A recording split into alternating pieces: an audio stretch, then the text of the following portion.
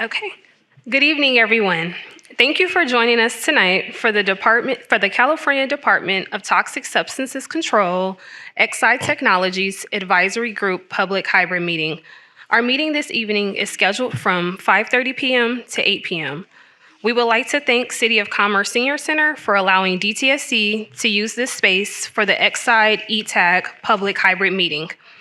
Please note that all of our meeting materials will be available in English and Spanish at www.dtsc.ca.gov/Exide. Next slide, please. My name is Valisa Moss, and I am a public participation specialist for Exide South at the Department of Toxic Substances Control with the Office of Environmental Equity. Good evening. My name is Eric Mueller, Public Participation Specialist with DTSC and OEE on the Exide project. We will be your facilitators tonight.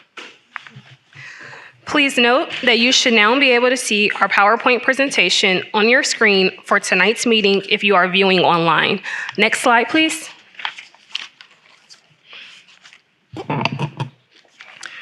Now we would like to go over our meeting guidelines with you.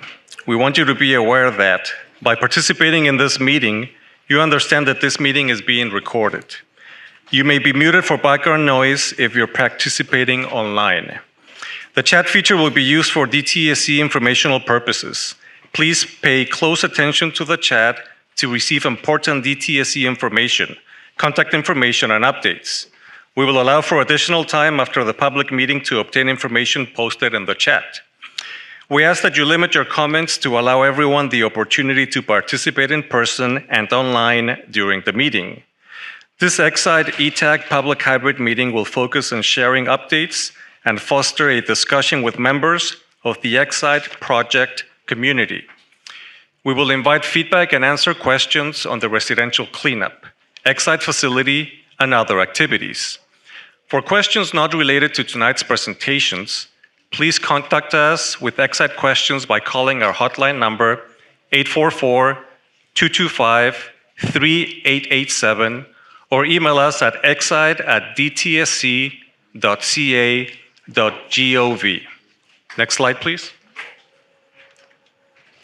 For those participating virtually or by phone, to support language and captions this evening, simultaneous Spanish audio interpretation is available for this meeting.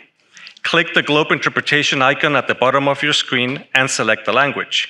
It is important for everyone in this meeting to select the language, either English or Spanish. For Spanish-only audio by phone, please call 877-920-8432 and enter code 741502#. Presentation slides are available in Spanish at dtsc.ca.gov/Exide. Automated captions, closed captions have been turned on for this meeting. You can turn them off by clicking the CC icon at the bottom of your screen or moving the captions box. Please note that these captions are provided for convenience only and are not the official transcript of this meeting. Next slide, please. This ETAG public hybrid meeting is presented to you by the California Environmental Protection Agency, Department of Toxic Substances Control, also known as DTSC. Our mission is to protect California's people, communities, and environment from toxic substances, to enhance economic vitality by restoring contaminated land, and to compel manufacturers to make safer consumer products. Next slide, please.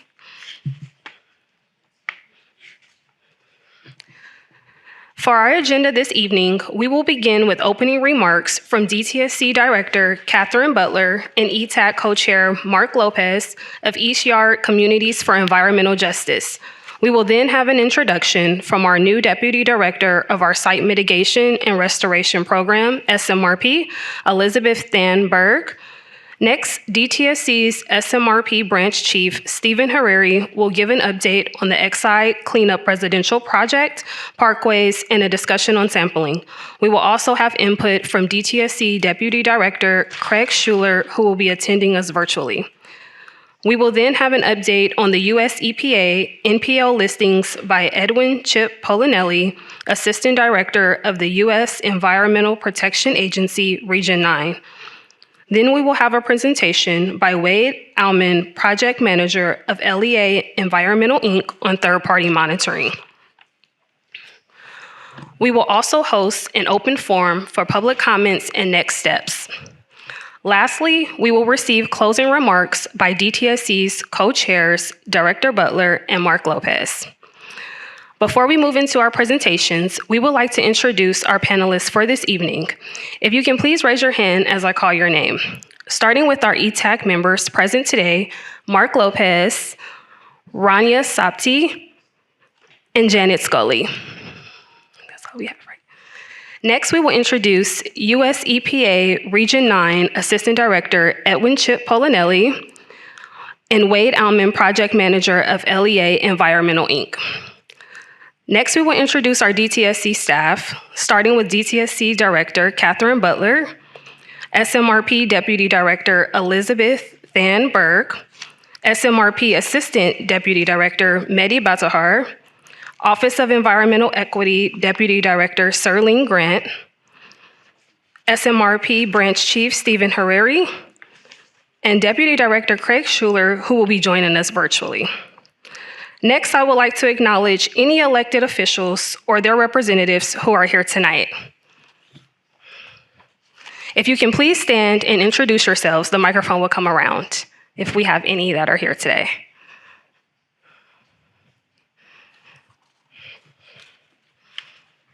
Hi, everyone. Good evening. Guadalupe Camberos, Deputy District Director with Supervisor Solis, East LA District Office. Thank you. Thank you.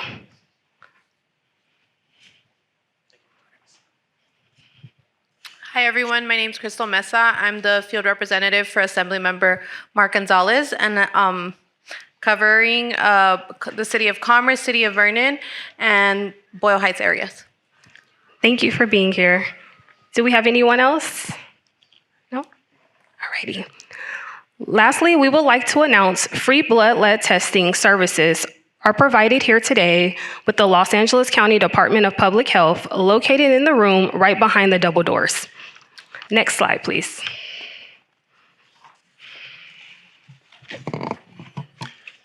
Now I would like to welcome our ETAG co-chairs, Director Catherine Butler of the Department of Toxic Substances Control and Mark Lopez of East Yard Communities for Environmental Justice to give opening remarks. Director Butler.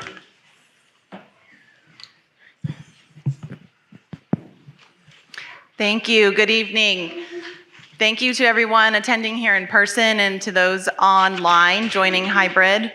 Thank you to all our DTSC staff who are making this meeting possible in the hybrid format. And our Board of Environmental Safety staff are also here tonight with us. So thank you for joining. So this is my first ETAG meeting as the new director of DTSC, and it really is a pleasure to be here with all of you tonight. Prior to this role, I served as the Deputy Director of Hazardous Waste Management at DTSC, and that's the program responsible for permitting facilities, enforcement, our Office of Criminal Investigation, and our Office of Policy. And so that's really the heart of hazardous waste management for DTSC. That experience was tremendously helpful in understanding particularly our enforcement capacity at DTSC, and that's a priority of mine as director. Before DTSC, I worked at the Los Angeles County Department of Public Health, and it's great to see many of my former colleagues here in the back. Thank you for bringing the blood lead testing here tonight, Eugene. Good to see you. And my background is actually in toxicology, public health, environmental justice, and so I understand the science and the needs and the demands of this project, the complexities of it. As much as possible, it is a very complex project, and thankful to the many experts we have on our team here tonight. I'm very grateful for the continued partnership of the ETAG. I'm well aware of the critical voice this ETAG has had in the past couple years especially, and lifting up the needs of the workers, the communities through this forum is extremely important to me. And I'm committed to continuing fostering this space as a productive dialogue where positive decisions can come out of this space together, working together in the best interests of the community. So I look forward to hearing directly from all of you. Some of the community leaders who I worked with in my previous capacities in LA County are serving on the ETAG. So for me, this is a welcome opportunity to be here in this new capacity. I do want to say at DTSC, we remain committed to protecting communities from environmental pollution. And we are here tonight because we care about your health and the environment. Most of you are aware that this project is under review for potential addition to the national priorities list, to the Superfund list. That would designate it as a Superfund site. And so I'm happy US EPA is here tonight and will provide an update on that process. And in the meantime, DTSC will continue to clean as many properties as possible with the budget we have available. And our team will provide you with a real-time update on that tonight as well. We introduced the new Deputy Director of Site Mitigation, Than Berg. She's also here tonight, and you'll have an opportunity to hear from her. She came to us from US EPA and brings a wealth of experience as well. So thank you again. And I'll turn it over to my partner in all of this, my new partner in all of this. Mark, go ahead. Thank you, Katie. Just for folks who are arriving, there's like a dozen chairs here in the front. So if anybody wants to come find a seat up front, please do. First off, thank you to everybody who showed up tonight. Thank you to everybody who's online, whether this is your first meeting or if you've been coming to these meetings for a decade now. It's really important to continue to be engaged, to continue to speak up, to continue to help inform this process. I think it's especially important in these times of uncertainty that we're experiencing right now. I think it's important to acknowledge, in particular, the attacks on our immigrant community and the way that that's impacted our public life in our communities. We see it. We see it at our parks. We see it at our schools. We see it at our churches. We see it at our shopping centers. The ICE raids, the threat of ICE raids has a real impact on the ability of our community members to feel safe engaging in public. And these types of meetings aren't outside of that. There's also a lot of uncertainty when it comes to environmental policy at the federal level. Today it was announced that NEPA is under attack, the National Environmental Policy Act, which, we're unsure what the impacts of all of that mean. We're lucky to live in a state where we have our own policies. We have CEQA that provides some protections for us, but the implications and how that trickles down to the state levels are things that that we're still having to investigate. And then, of course, the future funding for the Exide cleanup beyond this year. We know that the existing funding is not enough to complete the cleanup. And so those are real hard conversations and hard work that we need to do together to make sure that the complete cleanup of our communities is done.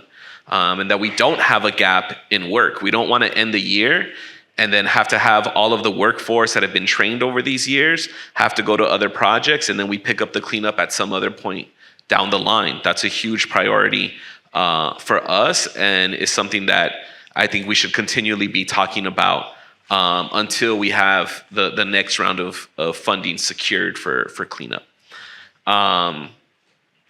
So again, thank you all for showing up and continuing to engage.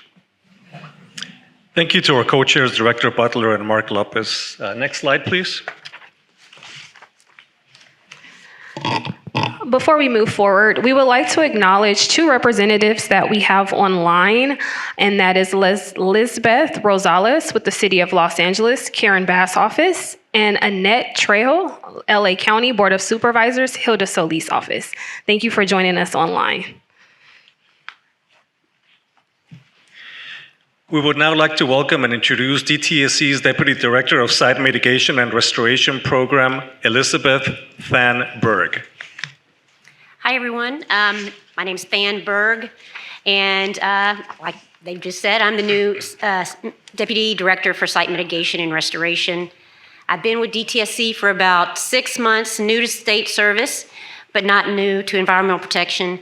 I come from US EPA. I've worked there for over 25 years. Some of my background, I'm an attorney by profession, but a lot of my background at US EPA was doing cleanup work. So Superfund sites, emergency response for several years, as well as a lot of enforcement work. Enforcement of the Clean Water Act, Safe Drinking Water Act, and national policy on enforcement. So I have two very strong areas of expertise, cleanup and enforcement, and I think that I'll be able to bring this to my experience at DTSC. I'm very excited to be here. I'm very excited to be part of the DTSC team. I chose to be a public servant. It's very important and meaningful on a personal level to protect human health and the environment, particularly people and things that cannot protect themselves. So that's what motivates me, and I look forward to working with everyone. So I'm new to the Exide team, and I haven't been around for a lot of the history. I know there have been rocky road in the past and moments when things were not as well organized as they are now. I know that the relationship that our team and the community leaders have built has been a lot of work on all parts, but I'm coming in with the benefit of coming into a situation where we feel like, DTSC feels like we are in a good place working together, communicating and being partners on this project. I want to also echo what Director Butler said. It's very important that to both of us that we continue this commitment to having a relationship with the community, to hearing from the community and working together at this site. I want to work to sustain the momentum on the cleanup as well as continued collaboration with the community. I have a lot of experience on huge Superfund sites across the country, and there's some trends you notice at these sites. One would be that, it always takes longer and is more expensive than you anticipated at the beginning of the response. And I think that is what's happening at Exide as well. And so when you have these very large projects that go on a very long time, you have to, at points in time, look back and realize how far you've gotten or where you are now and how much you've accomplished at moments. For example, we're going to hear from my team in a little bit. Amongst other things, we've cleaned up almost 5,700 residential yards. And though we have a lot of work yet to do, I do want to also recognize that a lot of work has been done as well. I feel like if we don't look back to where we came from to see where we are now, it really gives us hope and the hope and the confidence to meet the other challenges that we have coming our way. And there are many challenges coming our way on the political level, technically, financially, and legally. There will come in many ways and shapes, and these are the things we'll have to work out together to make sure that we get to completion and cleanup of the site. So with that, I want to thank you for your patience with the process. We wish it went faster as well. And I also want to thank you for your diligence representing the community's interest at the site. And I look forward to working with you all. Thank you, Than. We would now like to welcome and introduce SMRP Branch Chief, Mr. Stephen Hariri. No problem. Good evening. My name is Stephen Hariri, Branch Chief for the Exide Residential Project from the California Department of Toxic Substances Control. We are here tonight to provide an update of the Exide residential cleanup and milestones, as well as the startup of the parkways. Next slide, please. Next slide, please. Thank you.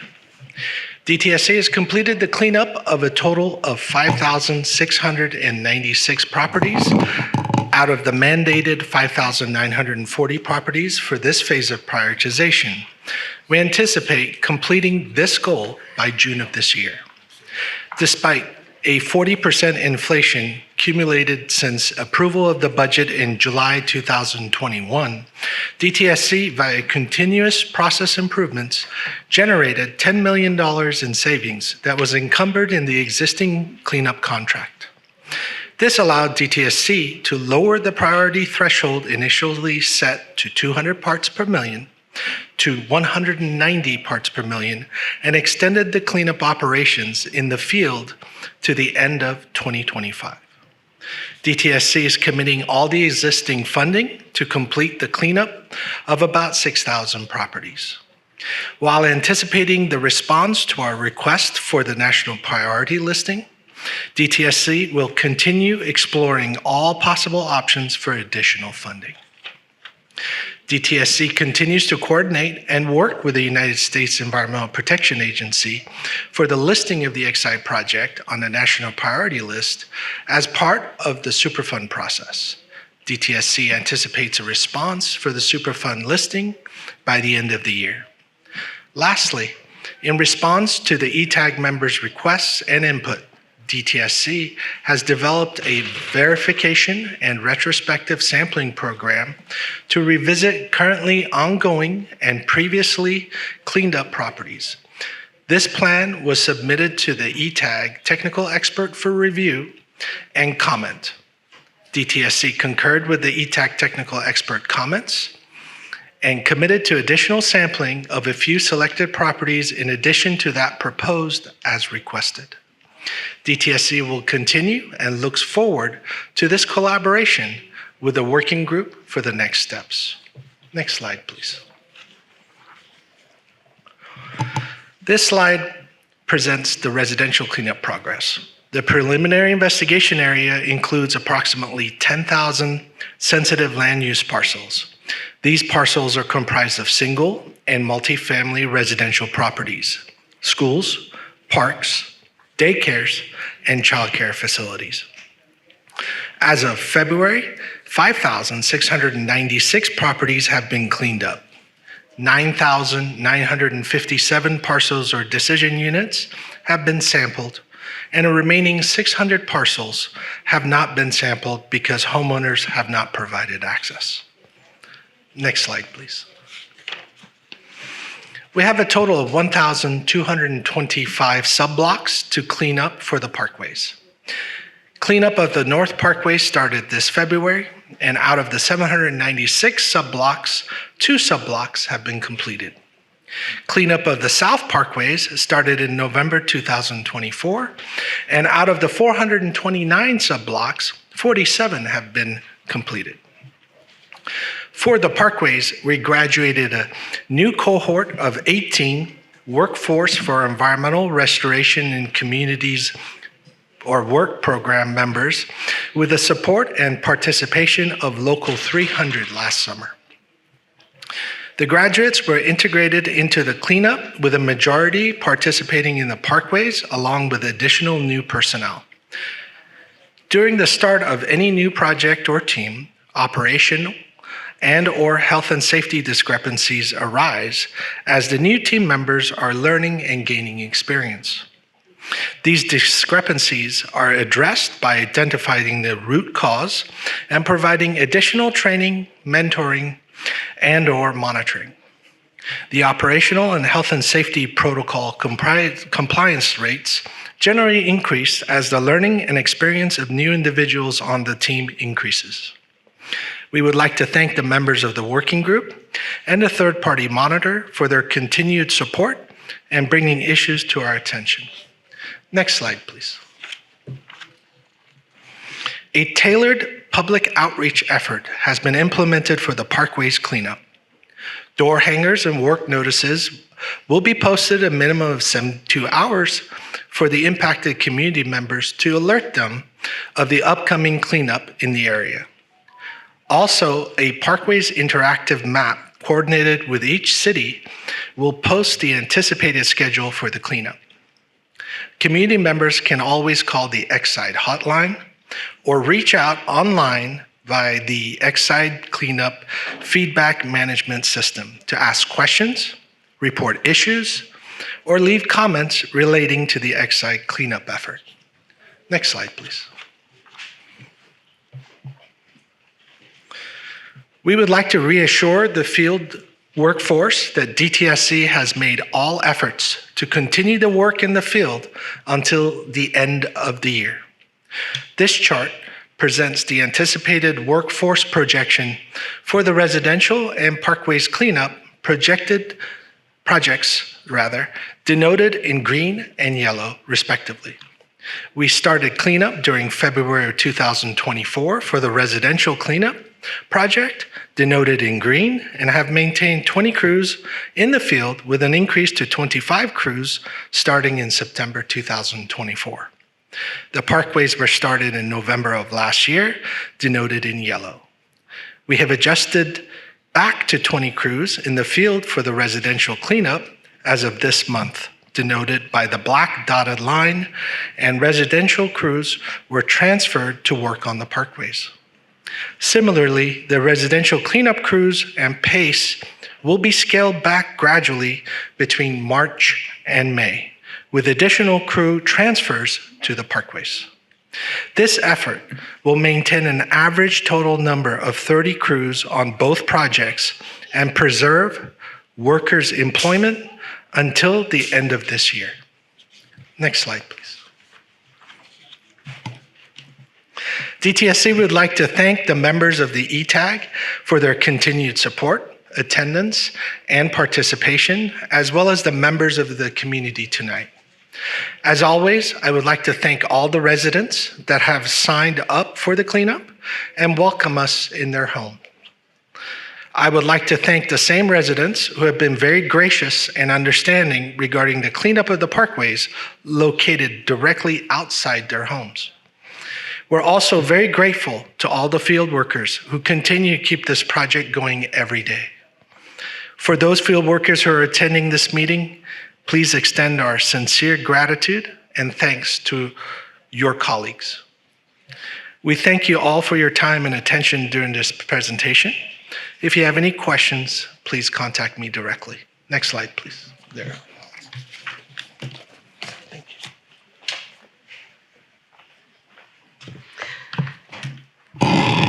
Thank you, Stephen. Before we move on to our Q&A portion of tonight's meeting, we would like to acknowledge City of Commerce Council member Kevin Lennes. Are you here in the audience? If you can just say hello. Hi, thank you for being here with us today. Okay. We will now move on to our clarifying questions and public comments section. Please remember that you will be given 2 minutes to allow everyone an opportunity to speak. There are various ways that you can make a comment or ask a question this evening. In person, by raising your hand, and when prompted, one of our staff members will bring the microphone to you to speak for 2 minutes. If you're participating on Zoom, you can use the raise hand feature at the bottom of your screen. You will be invited to unmute your audio and when it's your turn to speak. If you are on your phone, you can press *9 to join the phone queue. I will say the last 3 digits of your phone number, and when it's your turn to speak, you can then press *6 to unmute your line. If you called in on our Spanish bridge line and would like to ask a question, notify our Spanish translator. Our Spanish translator will be available to translate your questions and comments. Lastly, you can also complete a comment card and submit it to any DTSC staff member with a name badge. Now we will transition to the public comment portion of our meeting. First, we will start with any questions or comments from our ETAG members regarding the presentation that was just presented. Yes, go ahead, Janet.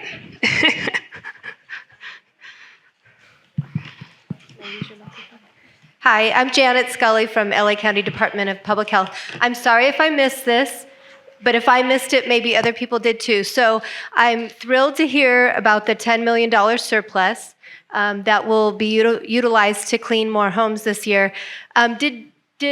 Stephen, did you tell us about how many additional homes $10 million can clean up? I'm sorry if I missed that.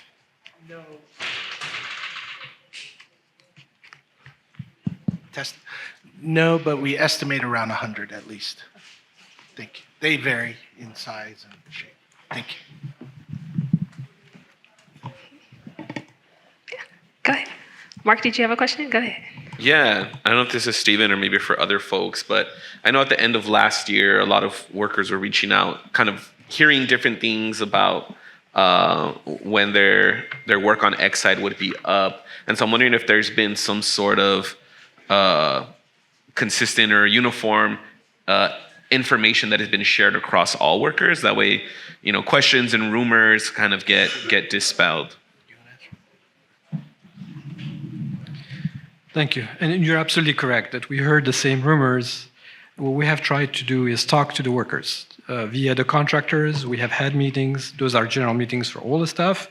But we also I contacted personally the union, and they have done a good job disseminating the information. So today we're taking this additional step to ensure that people are aware of what's happening. We have put together a plan that balances the residential cleanup and the parkways to ensure that these workers, who are community workers, can continue to work all the way to the end of 2025. Yeah. Do we have any more questions or comments from our ETAG members? Any? No? Okay. We're going to go ahead and open the floor to the rest of our in-person attendees. If you do have a question, please raise your hand and someone will come around to you with their microphone.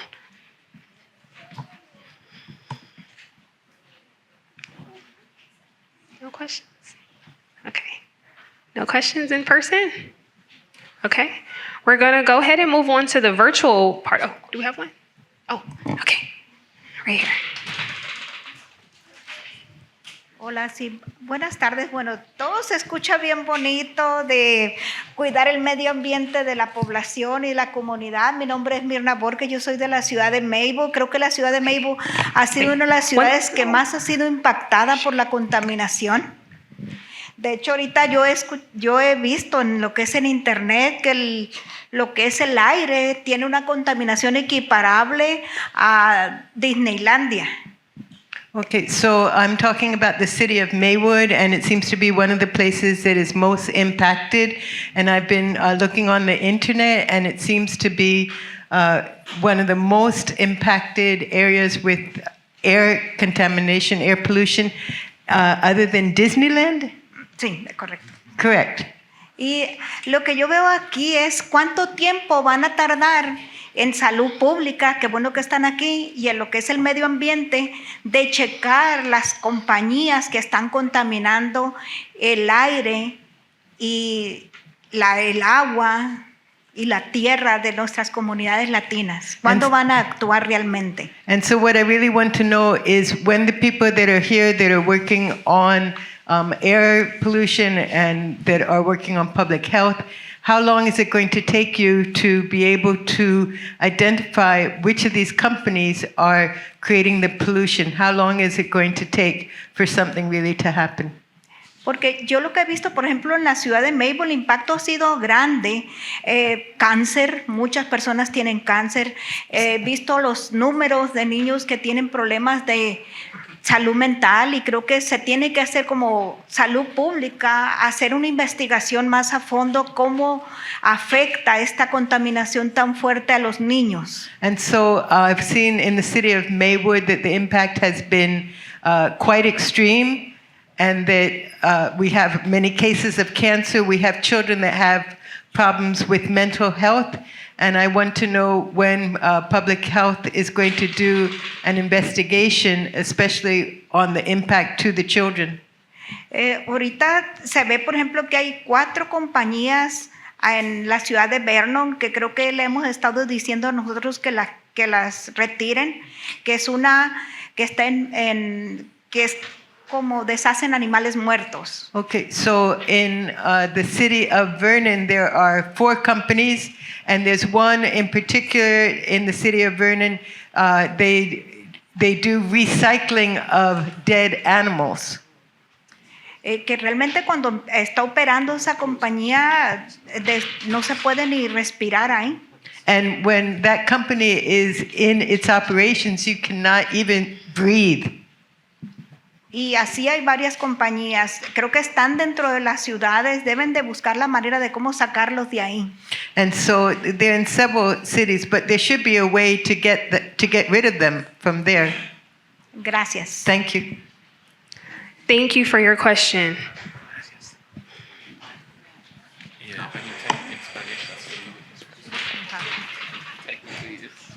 Thank you so much for your question. Thank you for raising those environmental concerns.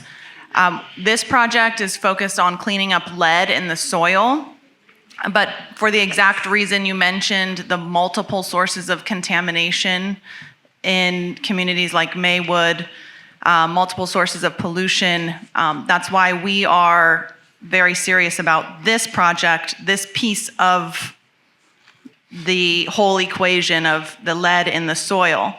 When I was at the county, I did take a tour with my colleague here, Felipe, in Maywood, and we did smell the odors that you're talking about from the animal rendering facilities.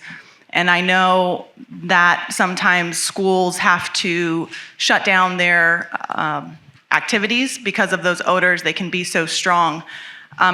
We don't have air agencies here tonight, but I do encourage you to call 1-800-CUT-SMOG and report the odors. Thank you, Katie. Do we have any more questions, in-person questions? Yes, Hi, go ahead. good evening. My name is Sandra Villalobos, and my husband and I are here. Really brief, what we're here for is we just want to know when it's going to come to our home. We have a 3-year-old grandson that we had to bring tonight that is being monitored by his pediatrician to ensure that he doesn't have any lead in his blood, and he can't play in our front lawn, he can't play in the backyard. We keep him indoors most of the time. We do go to the parks. But we are here tonight because we're really concerned. We've been waiting for a while. And we just want to know who here tonight can just tell us, you're in the list and you're way at the bottom. It's going to take another 5 years or I don't know when. So we then know what we can do to mitigate the opportunity for this little boy to be able to play in his front lawn or in the backyard. That's we're here. And we understand that there's a lot of issues and concerns. But for us, is really, we would like for him not to continue being monitored every time he goes to the pediatrician and have blood drawn and checked to make sure that he doesn't have any lead in his system. So that's what we're here tonight. And we've been coming to every meeting. So we just want to kind of know where we're at. But thank you. Thank you for your question. Hi, thank you. If I'm not mistaken, if the woman who was just speaking, if you could give your name and address, actually, we'll make it easy. To the gentleman standing behind you with the blue shirt, they will look you up, probably not tonight, but maybe tomorrow when they get back to the office, and they can tell you about the scheduling. Correct? Go ahead. Go ahead, Pedro. If I may, and actually, we actually have a table here where we can actually check your property specific, whether it was sampled or not. If it was sampled, we can let you know about the lead levels that were found, or at least we can let you know about the property status. But yeah, thank you. Thank you. Thank you, Pedro. Thank you, Serlene. Do we have any other questions? Just go ahead, to Mark. add to that, because there have been folks who have been waiting so long that your grandchild may not even have been born when they sampled your soil, or right? And those are factors that are important for DTSC to understand, because then that moves you up in priority. There's certain pregnant women, right? There's multiple factors that can raise you up in priority. And so for anybody who's here, anybody listening online, if the makeup of your home, or if you have a frequent visitor, as often grandparents take care of grandchildren, right? Please reach out to let the department know, because that can have an impact on where you're ranked as far as priority. And we have, and that's why he gets tested. They told us to just have him tested and tested and tested. We're kind of concerned. Thank you. Thank you, Mark. Do we have any other questions in person? Rania, were you gonna? Go ahead. Hi. My question is something that came up when we had a site visit.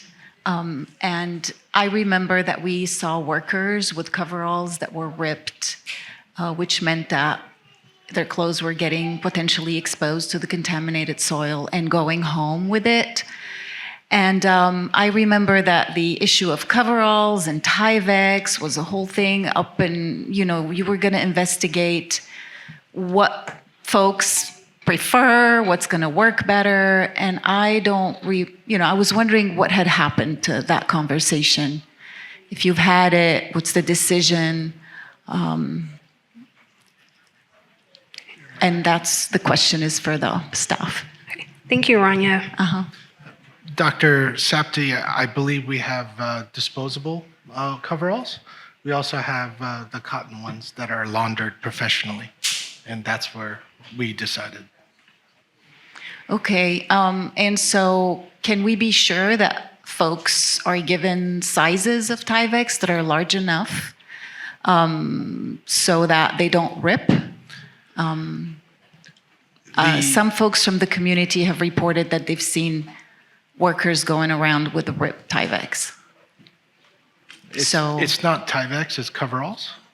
And they do have temporary coveralls, and they do tend to rip sometimes, but the option is provided for the cotton ones, and also those are sized to the individuals.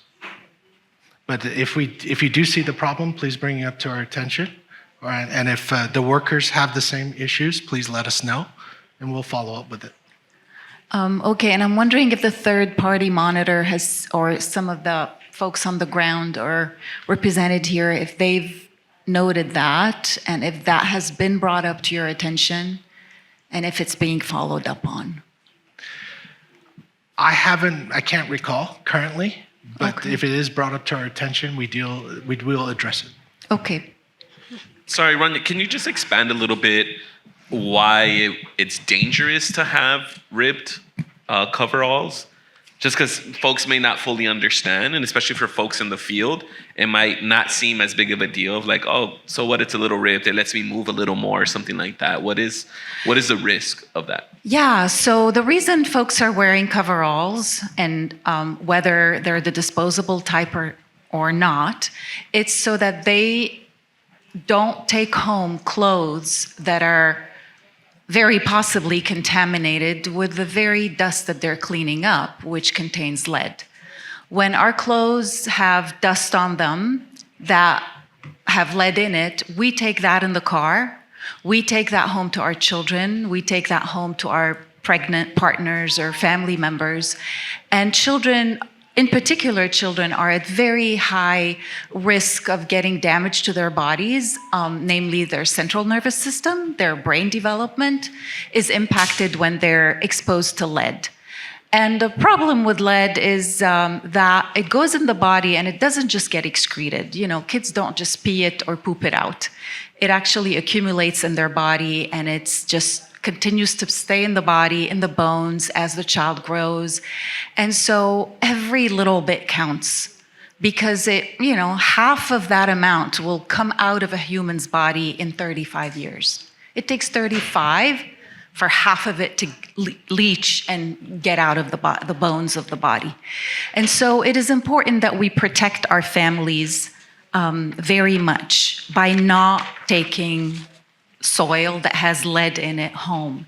And we've talked so much about this on this, with DTSC, on previous, in meetings and all of that. And DTSC has made a great effort to provide Tyvek suits, which are the disposable ones for workers.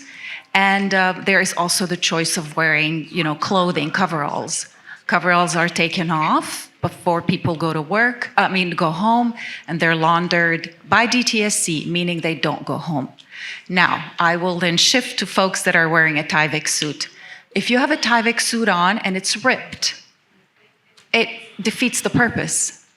All of a sudden, your clothes underneath the Tyvek suit are contaminated, and you take them home. And so the whole purpose of wearing a Tyvek suit that is disposable is defeated when it rips.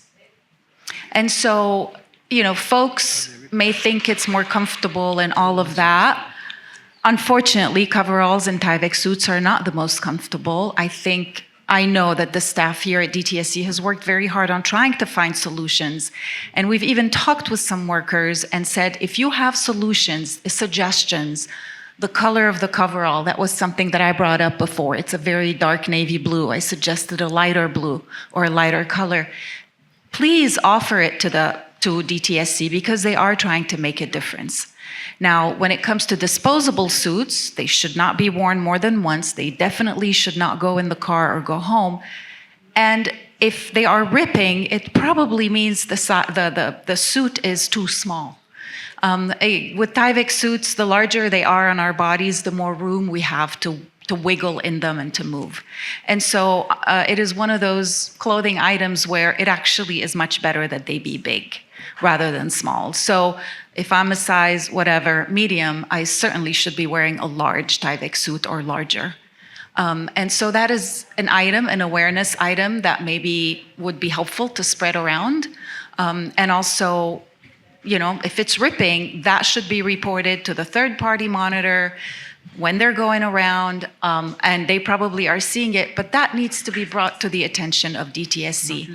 And I'm turning that request over to the third-party monitor. Does that help? Yes. Yeah, thank you. And maybe something to add is you might need to, if you're especially wearing disposable, you might need to wear more than one in a workday, right? You might complete part of your workday, it's torn, get rid of that one, put on another one. Perfect. Yes, absolutely. That is another great idea. Yes, absolutely. Thank you. Thank you, Rania. Thank you, Mark. We're going to go over to our... One second. Thank you so much, Dr. Sapti. And we will do the best we can. We appreciate it. I just want to make a point of clarification that we're not using Tyvek suits. They are just regular. I'm sorry, can you repeat that? I'm sorry, closer. I just want to make a point of clarification that we're using just, they're disposable coveralls. Oh. Okay, they are not Tyvek. I just wanted to make sure. Thank you so much. No worries, Yes, the my Tyvek apologies. suits are coated and used for another purpose, less breathable.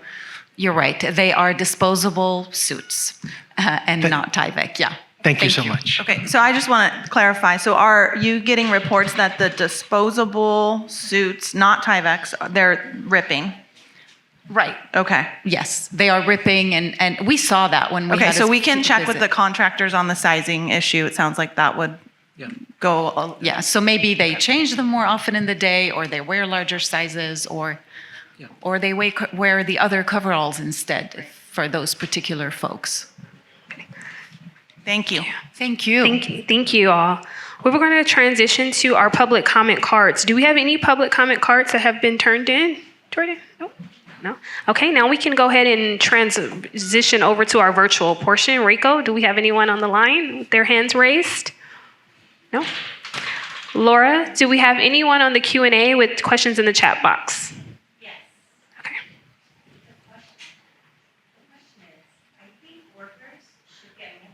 Hold on 1 second, Laura. Let Pedro's and bring your mic. Thank you. An anonymous attendee, I think workers should get multiple safety vests as well. They only have one vest and they're used for the whole week. Thank you, Laura. Anyone? Okay, thank you.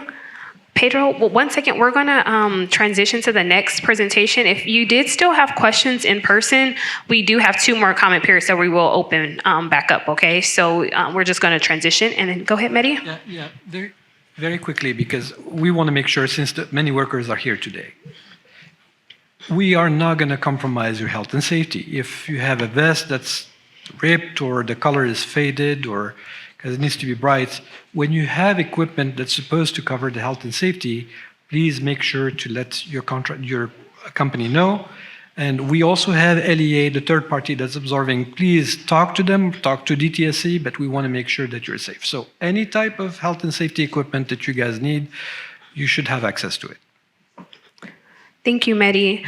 Madeline, do we have any callers on the Spanish Bridge line?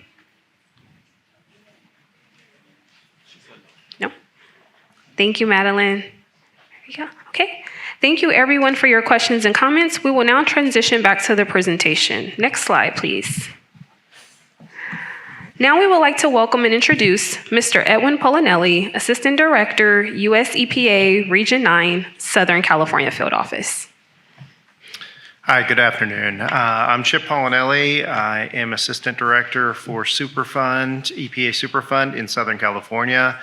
I'm here today to talk about the Superfund process, where we are in the process or the proposed listing process of the Exide facility, and as well as where we are in the timeline.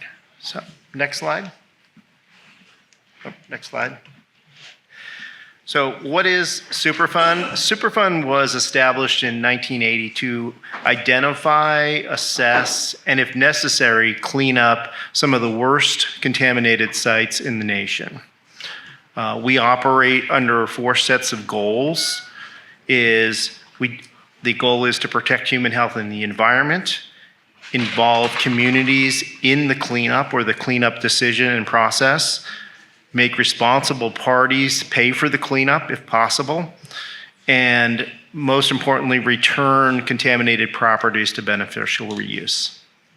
Next slide.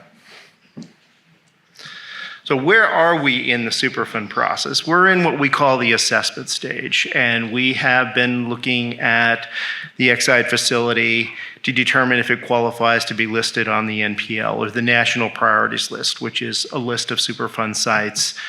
We made that determination back in September that the site qualified to be proposed as a site on the NPL.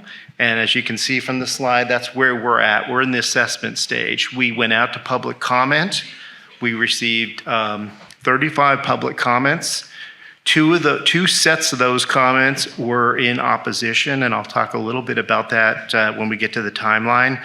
But I do want to talk about if the site continues to qualify to be listed on the NPL, what's next? So what would come if the site does list is we would go into what is the characterization. And that's where we determine what are the contaminants at the facility and how far have they impacted the surrounding area.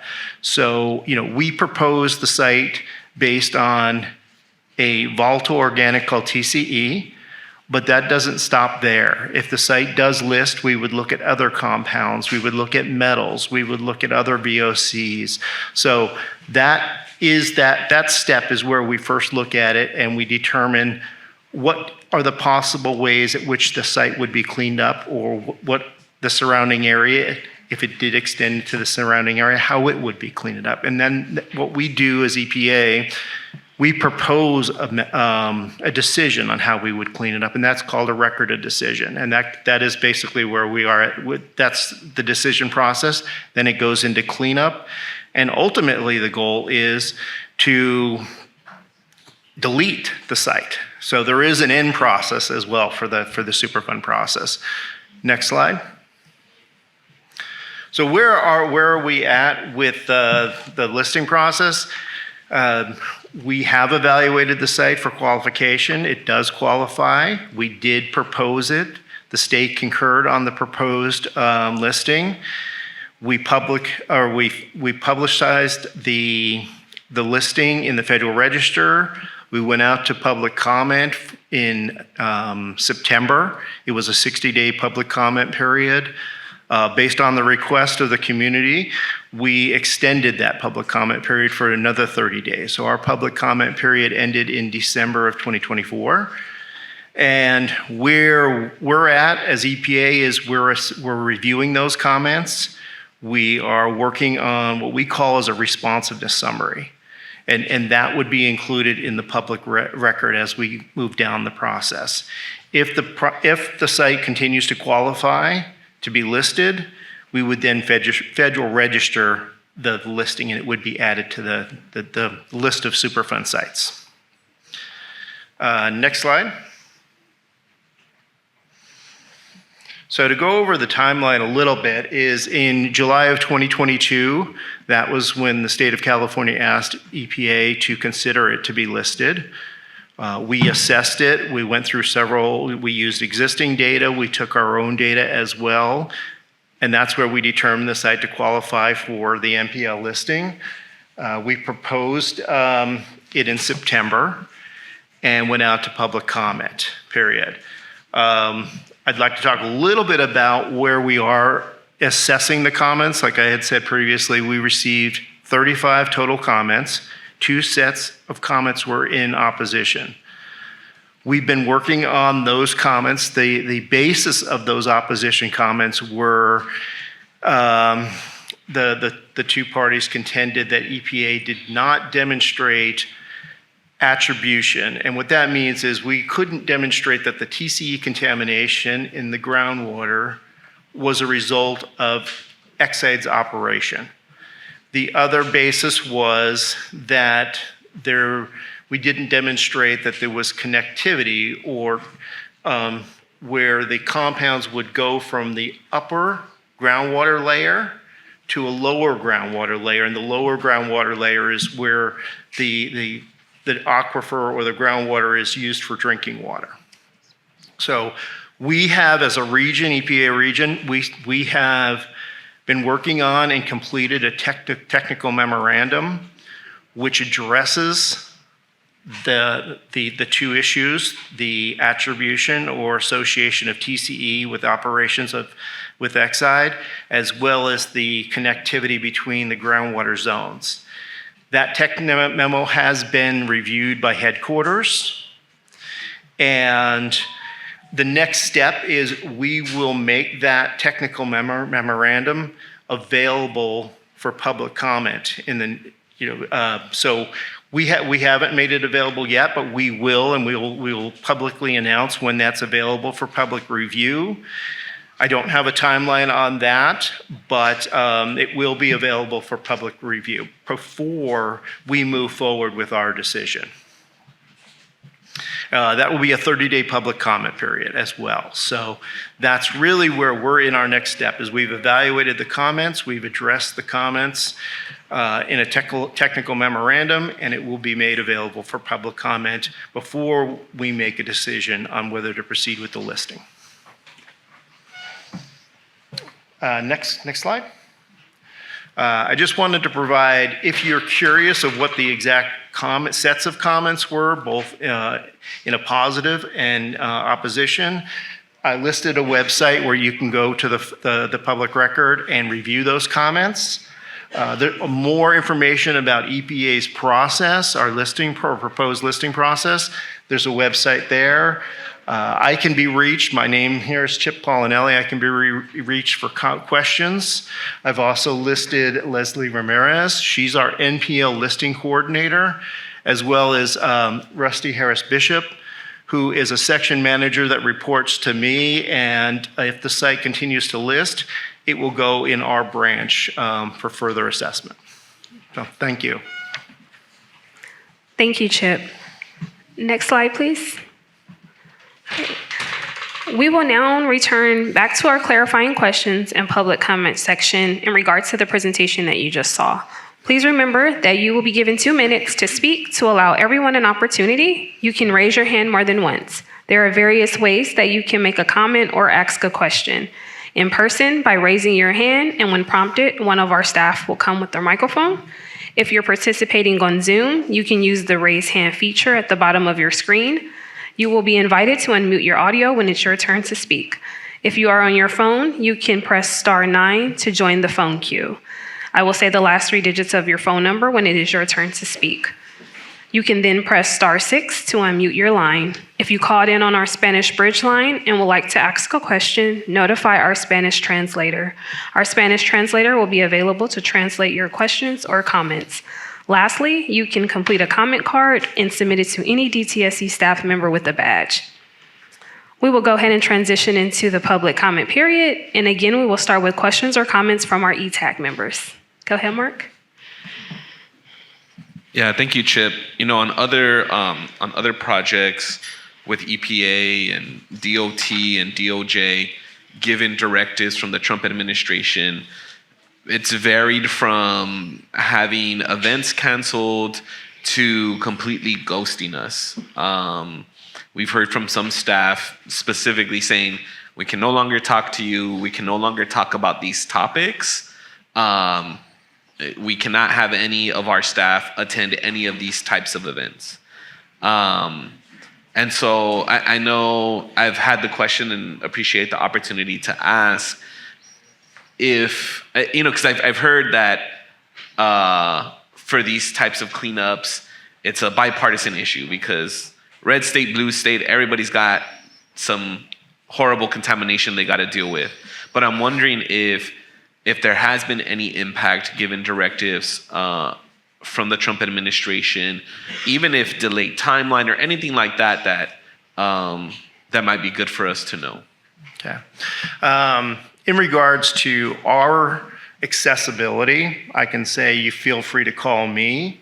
I'm happy to talk to you. My staff is happy to talk to you. We are operating under, if you haven't seen them, the 5 pillars of our administration. And pillar number 1 is clean air, water, and soil.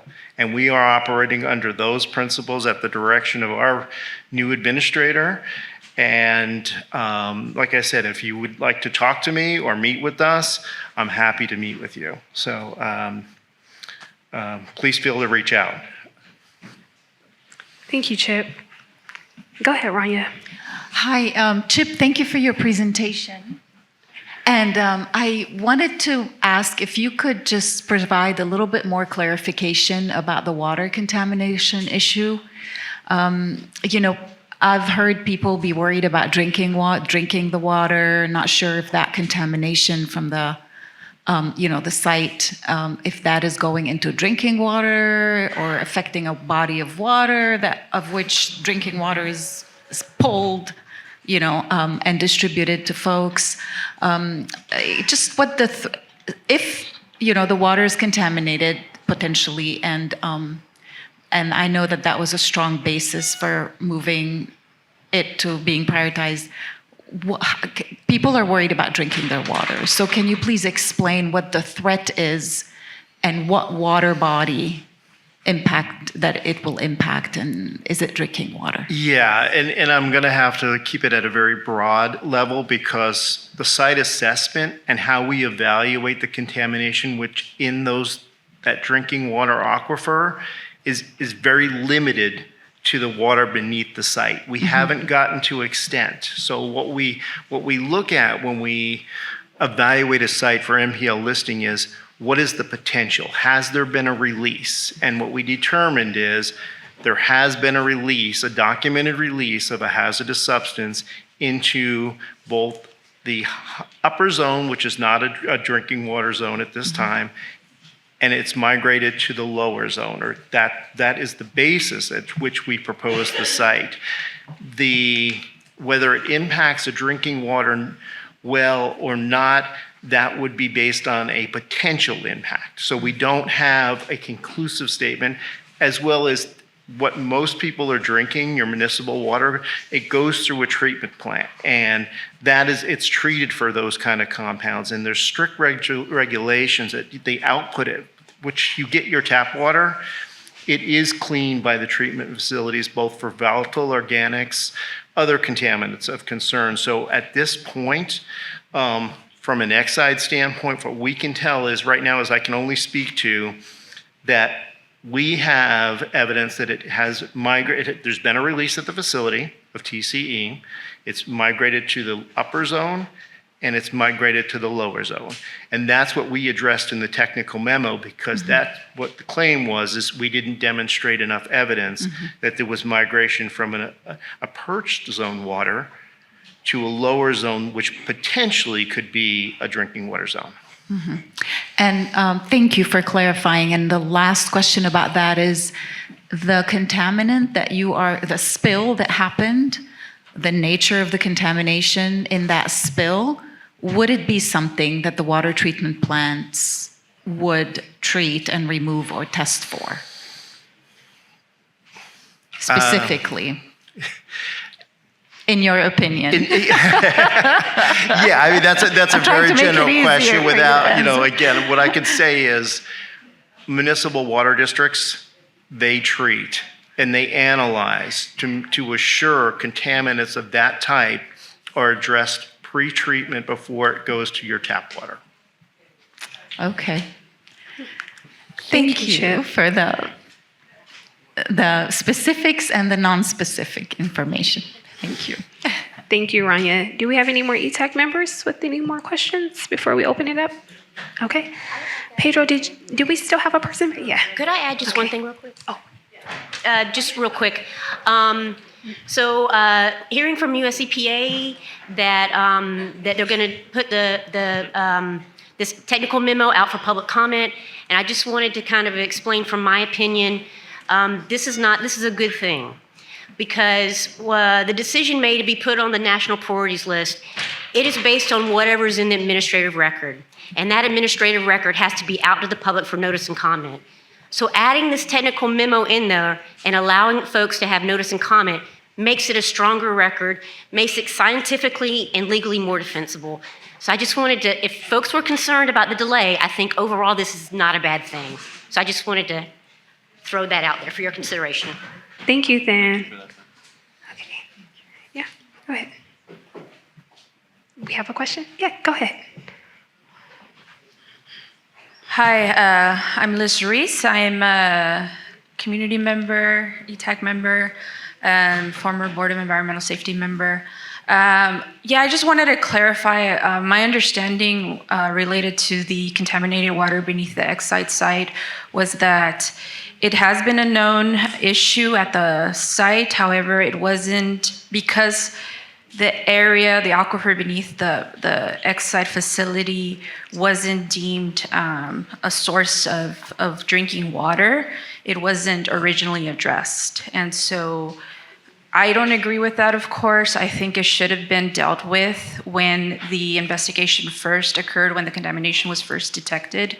As an environmental consultant dealing with remediation at various sites throughout the country, I've never really dealt with an agency that didn't pursue cleanup for contaminated water. I'm not really sure why it wasn't considered a concern. I'm really glad that it's something that is considered now and is pushing this listing. But I don't, as somebody who looks and works on environmental assessments, I think this is the reason why it's always important for us as community members in Southeast LA to know where our drinking water comes from. Our cities usually give us reports, yearly reports that deal with the testing that's done for our drinking water. So I really do encourage everybody to look at them whenever they do come about. There are issues that, there are instances when I have seen really bad contaminants get flagged. And so that's kind of just my comment on this. But my question has to do with properties that haven't been given access, especially those that are owned by, that aren't occupied by owners. I know that's been an issue that tenants have raised concerns about their properties not being allowed for testing or remediation. I've actually seen properties get sold, and so I'm curious to see if there's been any progress with that. I know that I've had friends in the area whose their family bought properties without knowing that there was still contamination there. And so I'm wondering if that's something that is being raised now whenever there is a sale of property, whenever there's permits given to these owners to do any work on these properties once they're being sold. I know that's been an ongoing struggle, but I'm wondering if there's any updates on that. Thank you for your question and your comment. Yeah, on that front, thank you. On that front, it's moving in the right direction. I have to thank all the jurisdiction, including and specifically the County of LA. That's where we made the biggest headway. As an example, the County of LA has given us a few properties the last few weeks of people who were reluctant to participate for months. And the way they did that is when someone goes with the request for a permit, then they ask that person, the new property owner, to make sure that the property is sampled and they get involved in the DTSC process. So it is moving. It's probably not moving as quickly as everybody wants, but the good news is that the work that the county, the cities, and even the working group that's represented by the ETAG members, all of that is paying off. It's not one or the other. It's multiple of things that we're doing. I don't want to dismiss the work that DTSC staff is doing, sometimes approaching these homeowners 20 times, 25 times to get an access agreement. We're not giving up. We continue. but we are seeing positive developments. If I may add very quickly on the groundwater issue, and that I think we need to answer that question. Please remember that Exide declared bankruptcy, and DTSC has never, ever closed the door on the investigation. When we were asking them to investigate the site and the groundwater, Exide declared bankruptcy, but we've never walked away from the obligation of investigating everything. In fact, DTSC has continued the last few months with the work that they have started, which is a remedial investigation work and the full assessment of soil, soil gas, and groundwater. This is ongoing work that DTSC is doing, and it's going to be handy in case the site gets listed. That's part of the working relationship that we have with US EPA is we're going to hand all that data to US EPA. But we have never stopped working on the issues on groundwater. Thank you, Mehdi. I just want to add something to the outreach effort. So if people have moved into the community and they're new, they don't know that they might be eligible for this, please have them call our office. We have a number of ways. The team that's supporting this meeting can even give you information tonight. We have a number of ways people can reach out to us, but we reach out to properties, as Mehdi just said, 3-4 times trying to get some properties on board.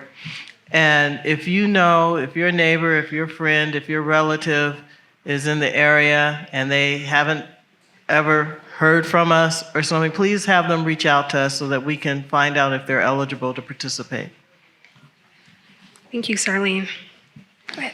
Yeah, two things. One, I'm wondering what the cities and the county can do to potentially make it a requirement whenever there is either a transaction, a changing of hands of property, or even a new tenant where they could be notified. I would imagine that would be under the jurisdiction of the individual cities and the county. And I know we have some representatives here from the different cities and the county. And so I think maybe if DTSC could draft up a memo outlining some of this that could be shared with the different jurisdictions, then maybe that could be implemented, because we can say, hey, if you want to know, reach out, but then you have to know in order to reach out. And we're trying to reach the people who don't know. And we're talking about, another 4,000 properties, right? So I think that would be important.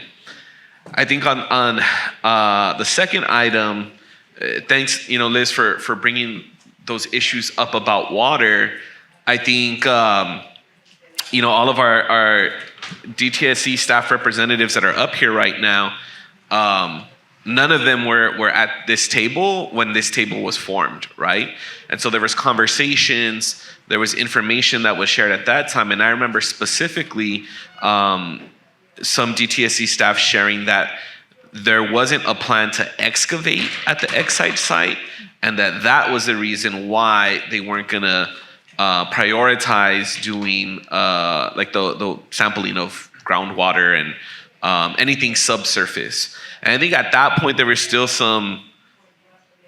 Exide wasn't bankrupt yet, right? So the retaining ownership, the potential that they might sell it, and that the new owner would have to be responsible for that. But ultimately, I think at this point, right, especially the department and US EPA, ideally are taking responsibility for this to some level. And so I think it's on all of us to kind of keep engaged, keep commenting, keep pushing to make sure that happens. And if there's any other aspects of the cleanup that aren't being addressed, that we bring that to the table as well. Because I think in the past we've been told no about different things, that now there's an opportunity to potentially get a yes, right? We didn't have a third-party monitor before this year. We were told no for years, and we have that now, right? And so I think there is an opportunity to bring these things to the table. Thank you, Mark. Do we have any other questions? Yes. Go right ahead. Yeah. Hi, good evening. My name is Jennifer Ganata. I'm with Communities for a Better Environment. Hi, Chip. So I had a question. I know that you were talking about groundwater and you're talking about aquifer. So I guess like what is the threat in regards to vapor intrusion? So I feel like at least when I've heard about contaminated water, like it's not necessarily just about the drinking water, but it's the vapors can come up and I guess like is that a concern here? I'm sure it'll probably be in a technical report, but yeah, that was my question. Thank you. And I missed the first part of your question. You said, what is the threat to, Or the threat of vapor intrusion. Vapor, okay, thank you. So I'm going to defer some of that to DTSC because I know they've been working on that. But from our perspective, if the site lists, we are going to look at, in the characterization phase, which is the first phase after the site would list, is we look at all different pathways of exposure. We look at vapor intrusion. We look at soil contamination. We look at groundwater contamination. So we would be assessing that. And that's how we determine what we call chemicals of concern that would go into a proposed remedy. So, you know, what the threat now is or what analysis has been done from a soil gas perspective, I'm going to defer that to Mehdi, but we would look at that if the site continues to list. Thank you, Chip. Do we have any more questions? Very quickly. Yes, go ahead, Mehdi. Thank you for the question. I think that was a good question. As part of remedial investigation that we are conducting, we have included the soil gas. The three media have been monitored. We're looking at the groundwater. There is a full set of monitoring that was done. Same for the soil gas and same for soil. So when that report is going to be finalized, we will make it public. And the point here is that we want to cover all the grounds, meaning all the medias of concern, and provide that information to EPA. I'm sure that they will look at it if they need to refine it, add more, or maybe they will be accepting the data as it gets conveyed to them. I think that will be supporting the decision moving forward as to what needs to happen. What is the risk? What type of remediation happen? That will be determined by the data that will be provided through this remedial investigation study. Yes, go ahead. So I guess in the event that you do find vapor intrusion, because I feel like this comes up often in Southeast LA, and you can't connect it to a specific site, will there not be any action unless you find out who caused it? Because I guess like my question is like, if there's an issue of vapor intrusion, we know that it's connected somewhere in this area, like who takes action on that? That's a good question, and you know, that's a real big question, and it's hard to answer. I mean, if we found vapor intrusion and we couldn't attribute it to a particular source at the site, but it was within the boundaries of what becomes a Superfund site, we would still take action. You know, so liability is within the boundaries of the Superfund site itself. So we wouldn't just say, oh, we can't attribute it. We have several different sources of funding and mechanisms from Superfund, and EPA takes on sites that don't have responsible parties or inability to pay, as long as we can attribute it to that site itself. And then one other follow-up comment to what Mehdi's saying, and he said this a couple times, but I do want to emphasize the ongoing coordination and collaboration and data sharing that's going between DTSC and EPA, that we're both not working in a vacuum, that we've used a lot of their data for our assessment to make the determination for a proposed listing. And we meet regularly, we meet quarterly, sometimes in person, sometimes virtually, but we're not holding off, we're sharing data actively. Thank you for that, Chip. Go ahead, Mark. Yeah, thank you for raising that, Jen. And I think in a similar vein, when we've had conversations around soil contamination beyond the existing boundary, that's something that we've raised, that if at some point US EPA makes a determination that the lead that's being found is not Exide's lead, we want them to attribute that lead to somebody. We want them to find the culprit. We don't want them to just walk away, right? Because lead is lead. It's not gonna poison us less because it's not Exide lead, right? There's got to be a responsible party somewhere, and that's got to get cleaned up. So I would hope and push in a similar vein. Any other problems we find along the way, we're trying to find solutions to them. We're not just, tunnel vision on Exide, at least from a community perspective. We're trying to make sure that we're not being poisoned. Thank you, Mark. We're going to go ahead and transfer to our virtual. Okay. In person, if we can just have you guys, we're going to ask you guys to just hold that question for our next Q&A, and then we're going to go online, okay? So we can move forward with our presentations, but just hold that question for the next round of Q&A. Reiko, do we have anyone virtually to ask a question? No? Laura, do we have anyone in the Q&A? Okay. Okay. 1 second. Yes. We have 4 comments and questions. You said many times that if the site continues to qualify, if you have already identified that it should be listed, what would unqualify the site? If the response to the tech memo... Laura, I'm sorry, Laura. It's kind of difficult for us to hear you up here at the front. Okay. Well, you said many times that if the site continues to qualify, if you have already identified that it should be listed, what would unqualify the site? If the response to the tech memo is not considered sufficient to answer those concerns? Thank you, Laura. Yeah, I just to clarify I think what you're saying is, what we're saying is if the site continues to qualify, we would proceed with listing. And what would be, if the tech memo addresses the comments that were made, why would it not qualify? Is that the question? Okay, all right. So the listing or the proposed listing process is a rulemaking process. So, again, we took into consideration the public comments, in particular the 2 in opposition. We developed a technical memo that we felt addressed those comments. We're going to go back out to public comment. I can't speak to if we'll receive additional public comments on what we generated as a technical memo and the basis of our decision, or what would be the basis of our decision. So I think we just have to proceed with the process, see what we have get from any public comment that may continue, and then the rulemaking process will be made by headquarters to proceed with the listing or not proceed with the listing. Thank you, Chip. Okay. From anonymous attendee, I second the question about water. Can we get a deeper study of the upper zone so we can have a conclusive answer? I think both DTSC and EPA would have to address that, but that would be what we would look at if the site lists.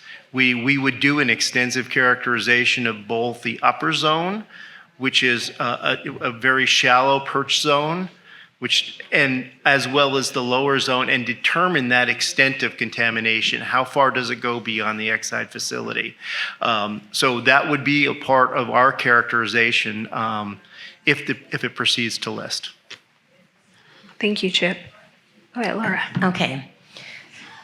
Aleja, this is not a question specifically for Chip, but a question about the actual cleanup currently happening. Is it true that the current PPE you're offering for cleanup workers only consists of level D PPE, consisting of a hard hat, eye protection, traffic vest, and steel-toed boots, even though they're handling arsenic and lead? Can you explain how that is health protective enough, especially if masks are not required? Thank you, Laura. Thank you very much for the question. We do follow a health and safety plan and within it, it has the levels of personal protection equipment. There's also safety glasses, and the levels are monitored. The workers are monitored with the pumps, and those are sampled to make sure that there's no exposure. There's also air monitoring that we do to make sure that there's not enough dust out there that's impacting the workers. At the same time, we do know what the levels of the soil contamination are at each site. And for that reason, that is the appropriate level of PPE that's being used. If we do go into a situation where there's probably a potential for possible exposure, then administrative and engineering controls are put into place. Thank you. Thank you. That is it for our Q&A online. Thank you, Laura. Just as an important clarification, the level D was decided early on and continues to be implemented based on the extensive monitoring that was required by Kalosha early when we started the job. So when you don't know the environment, the first thing you do is make sure you're fully covered and do the monitoring, and then you establish the level that's required. And that's the protocol we have used that's in full compliance with Kalosha. Level D was appropriate because what was measured in air monitoring or personal monitoring, in blood testing that was done, everything all together shows that level D is appropriate. And by the way, it is important, we haven't said this today, but the community and the working group should celebrate some milestone today. We have lowered the concentrations in these properties to around 200 parts per million. And we have received a lot of feedback from your representative and ETAG members sitting at the table here. We had some real good conversations, tough conversations, but they were necessary conversations. But we are where we are today at a point where a lot of properties are within that range of 200 parts per million. That said, the workers currently working on that soil are not as exposed to very, very high level like we did in the beginning. Thank you. Thank you, Mehdi. We're going to go over to our Spanish Bridge line. Do we have any callers on the Spanish Bridge line? No? All right, thank you. Thank you, everyone, for your questions and comments. We're going to now transition back to the presentation. Next slide, please.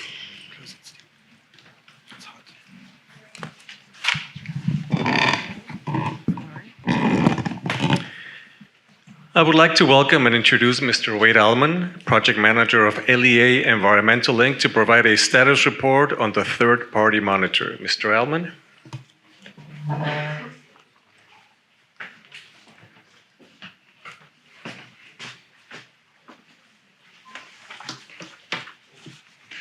Hello, my name is Wade Allman. I'm a California certified engineering geologist, and I work for a company called LEA Environmental, and I'm the project manager for the third-party monitoring program of the Exide cleanup.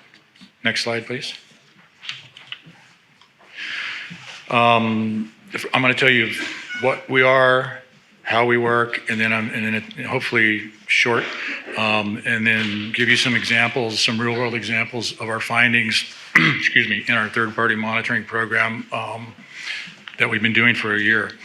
The idea of the third-party monitor came from the community, came from this community, and ETAG, for the purpose of promoting the healthiest outcome of the remediation project for residents and workers.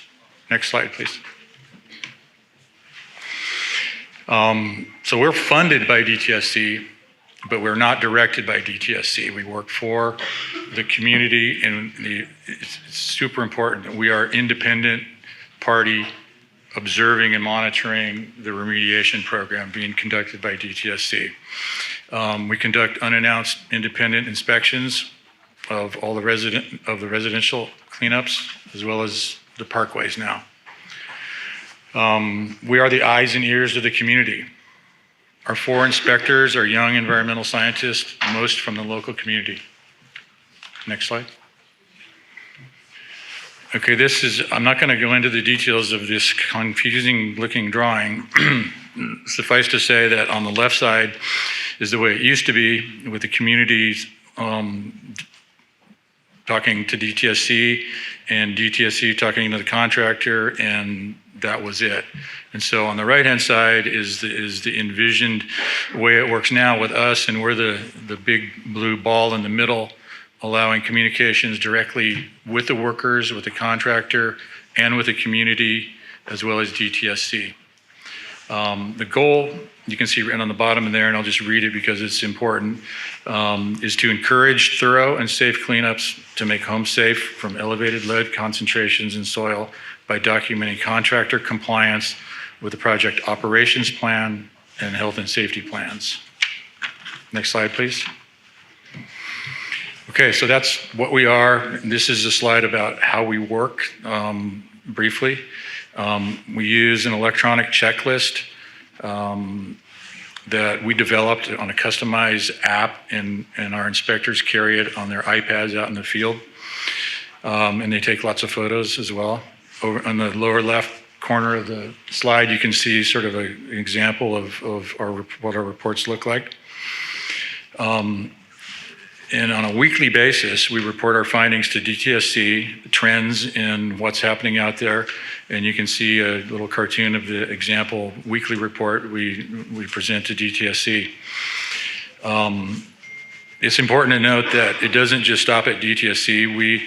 The information we provide DTSC on a weekly basis goes to Parsons and then goes directly to the workers that same week to encourage continuous improvement. Next slide, please. Important thing I forgot to mention on that last slide is that another aspect of what we do is we collect statements of concern or grievances from the residents, neighbors, and workers. And that's another important aspect of what we do is we are an independent third party, and we take down any grievances and keep track of those on an electronic basis and forward them to DTSC. Okay, here's a progress report. We've conducted, as of this week, 2,300 inspections to date. And we typically inspect each site at least twice, once during excavation and again during restoration. We report our findings and trends to DTSC on a weekly basis and provide updates to ETAG on a bi-weekly basis. We're currently working on a searchable database for our inspection reports. Cleanups at a majority of the homes on a majority of days is performed safely and generally according to excavation plans. When we find recurring non-compliance issues, we work with DTSC to find solutions. In addition to our normal inspection work, we've evaluated scientific methods used by DTSC and asked for detailed clarifying information on topics such as perimeter air monitoring, data collection and processing, statistical calculations of soil samples, and compliance with the greenhouse gas emissions reduction plan. Next slide, please.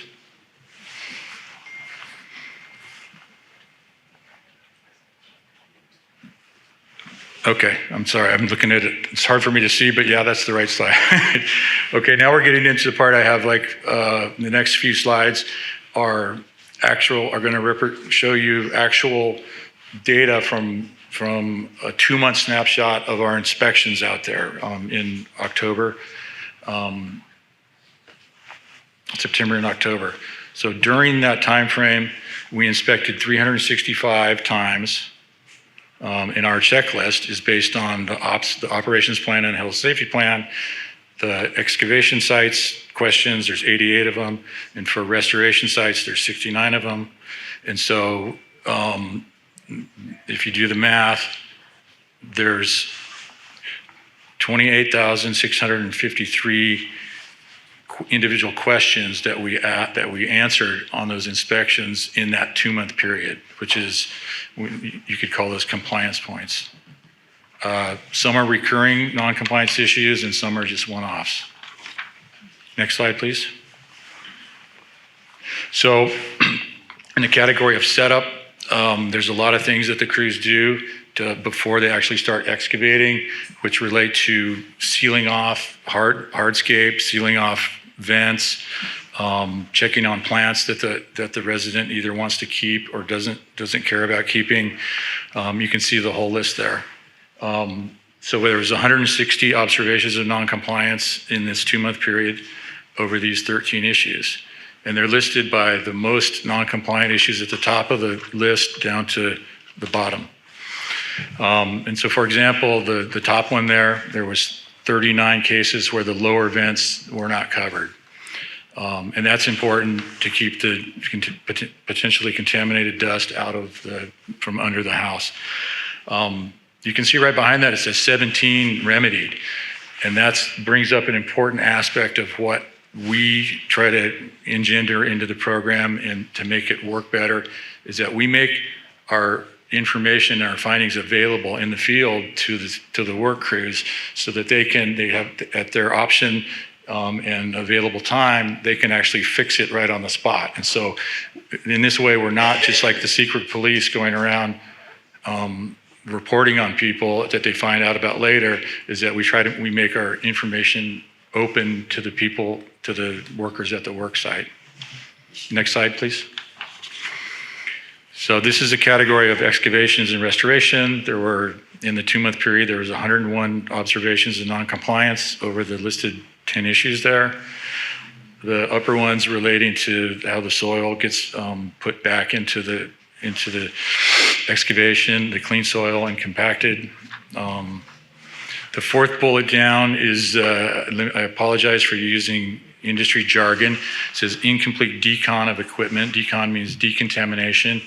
And that's an important thing, is to make sure that even the small shovels and the big excavator buckets are cleaned, decontaminated after the excavation phase, prior to going into the backfill phase, to keep the contaminated chunks of contaminated soil from getting back into the clean backfill.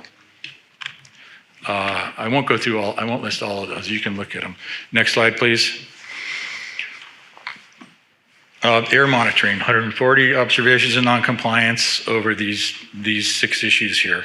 There's a lot of air monitoring going on out there, as Stephen indicated earlier. There's perimeter air monitoring, where they set up these air monitors. There's a picture of one on the slide, on the upwind side and one on the downwind side of a particular residence. And those are ongoing during the whole remediation. There's an additional different kind of air monitoring device that is placed next to the closest entryway to the residence, the closest entryway to the actual active work that's going on. And the third kind is there's monitoring in the breathing zone of some of the workers at some times.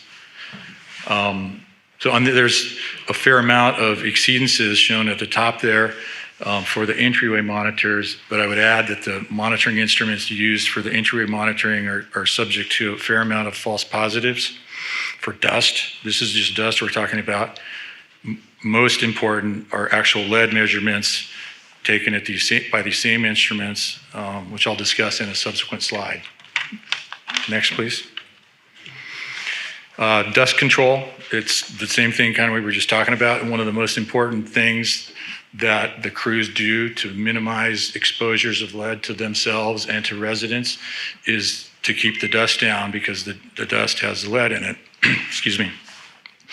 And so we're very in tune with making sure that enough water gets put on to keep the dust down.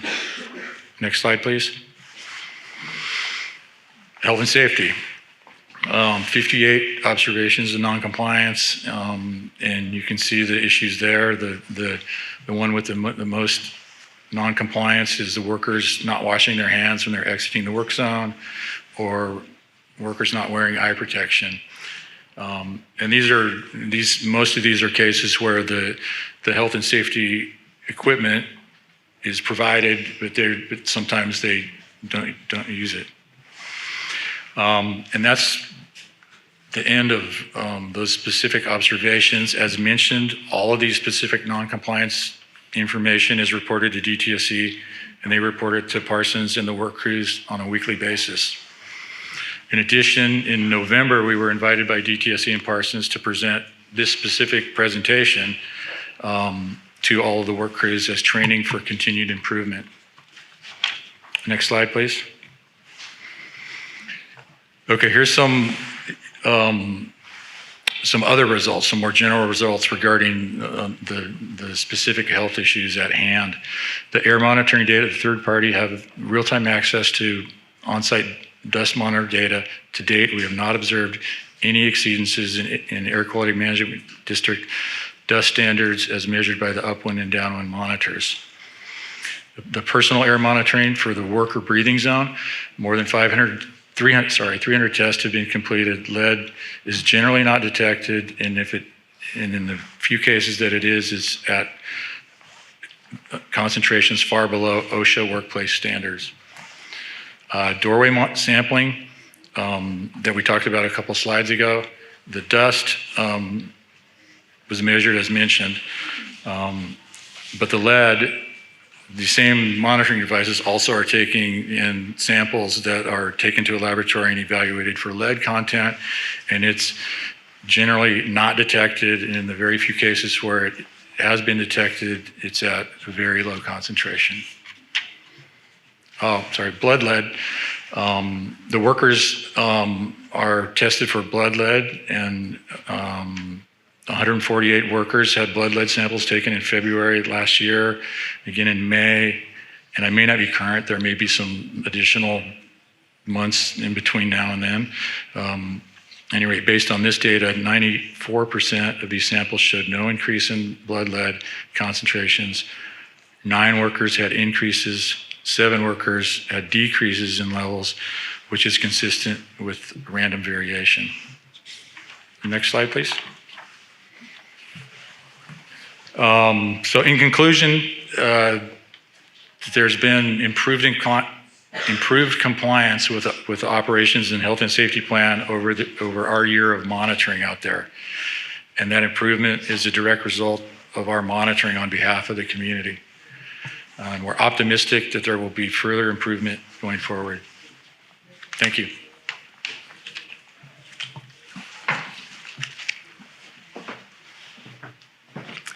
Thank you, Mr. Alman. We will now move on to clarifying questions and public comments. Please remember that you will be given 2 minutes to allow everyone the opportunity to speak. There are various ways that you can make a comment or ask a question this evening: in person, by raising your hand, and when prompted, one of our staff members will bring the microphone to you. If you're participating on Zoom, you can use the raise hand feature at the bottom of your screen. You will be invited to unmute your audio when it's your turn to speak. If you're on the phone, you can press *9 to join the phone queue. I will say the last 3 digits of your phone number when it's your turn to speak. You can then press *6 to unmute your line. If you called on the Spanish bridge line and would like to ask a question, notify our Spanish translator. Our Spanish translator will be available to translate your questions and comments. Lastly, you can complete a comment card and submit it to any DTSD staff member that has a name badge. And now we will transition to the public comment period. First, we will start with questions or comments from our ETAG members.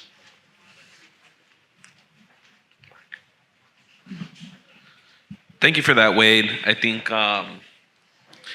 it really helps reflect that the information that's being provided to you all and to your team in the field by community members and by workers is being documented. It is being followed up with. And I know, we have our phone calls on Fridays and we process some of this stuff, and there's follow-up that's there that a lot of people don't see. So I think this type of data, there's folks texting me who are like, I really appreciate seeing this. So I wanted to make sure to reflect that. I'm wondering so there's 2 things. One, and I wasn't sure if I should raise it earlier or during this portion, but I know for the parkways, the local jurisdiction, the city or the county, owns those parkways. Who is determining what the finish looks like on the parkways, whether it's sod, whether it's gravel? Because at the homes, the residents get to determine, or the owners get to determine what the hardscape is or what the sod is. Is that the case also in the parkways, or is that, is the city of Maywood deciding for everybody what it's going to look like, or is it on a case-by-case scenario? Just because I've already heard from some residents who are concerned about that, who might take really good care of their grass and they don't want to lose it. So I don't know if that's you that would speak to that, or somebody else that would speak to that. And then I have a second item.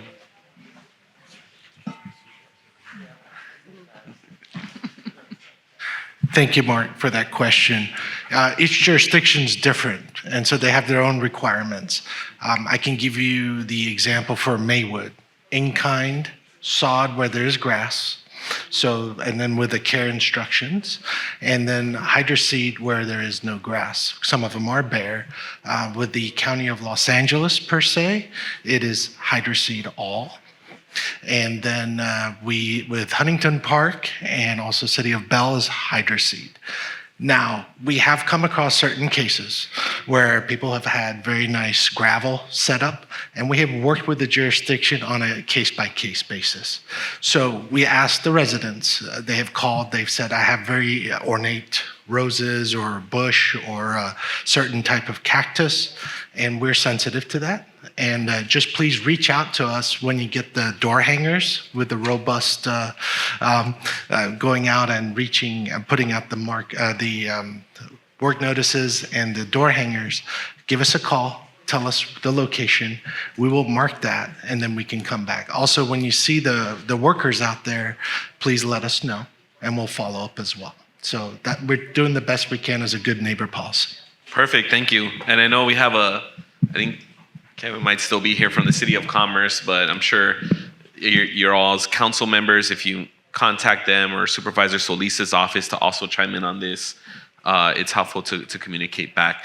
The other thing I wanted to ask about is, I know very early on, I think there was a lot of misunderstanding of what the third-party monitor is, why they were in the field, how long they would be in the field, and there was a lot of hostility.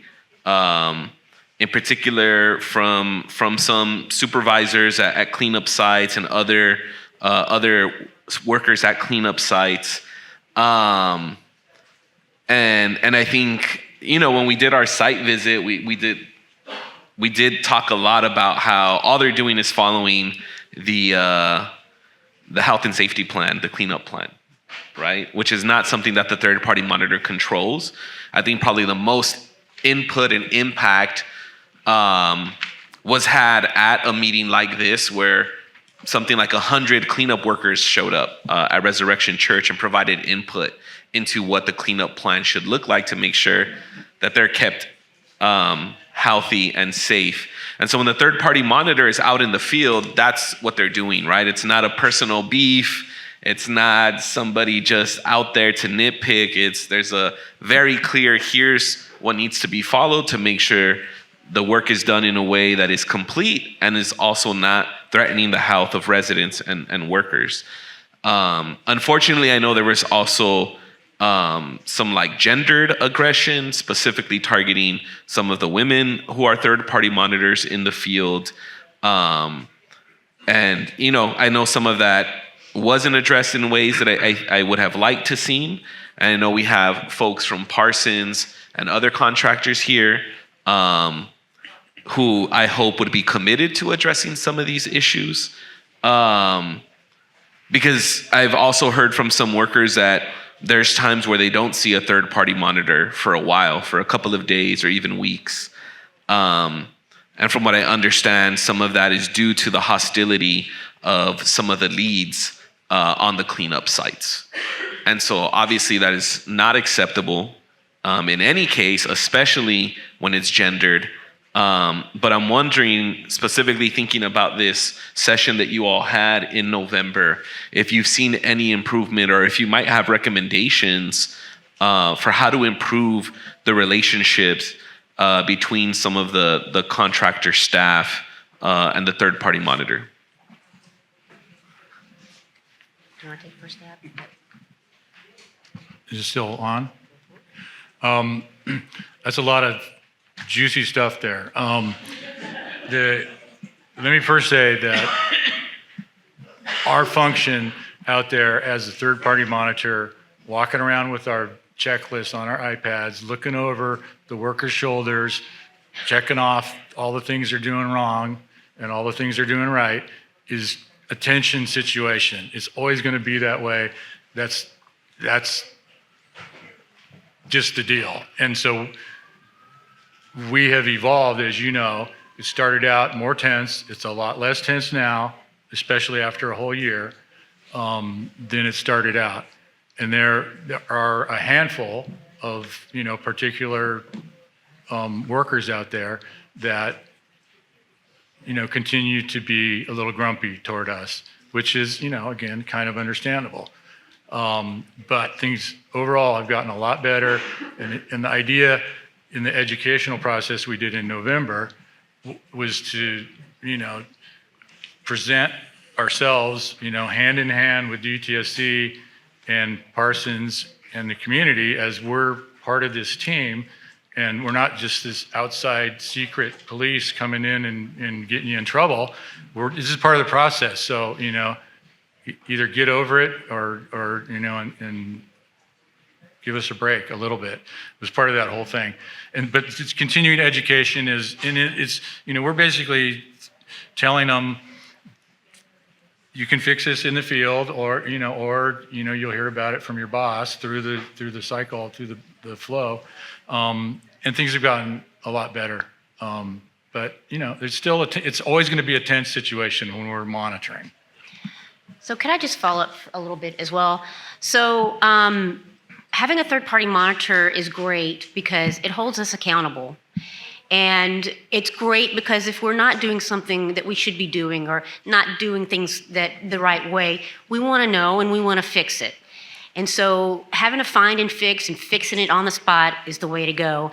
And that's what we intend to do.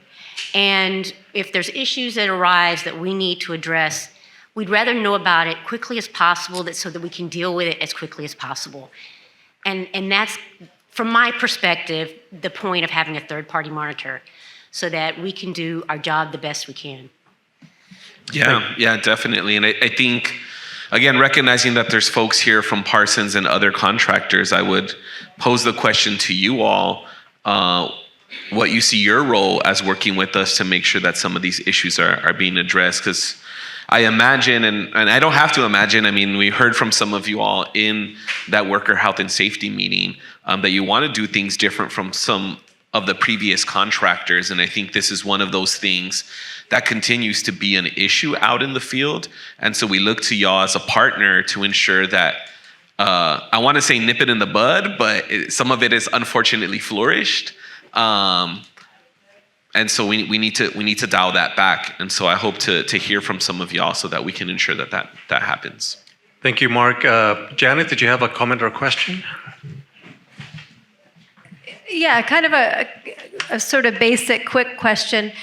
So you've collected a lot of great data now, being out in the field. And so I think I'm curious, have you really sort of analyzed this data and thought, here are some areas where we're seeing, reoccurring violations, and maybe it's time to kind of pull the team together and do some sort of refresher training to make sure. Maybe they don't even realize, I don't know that they always realize that they're making mistakes. Are there those, opportunities to kind of course correct at some point?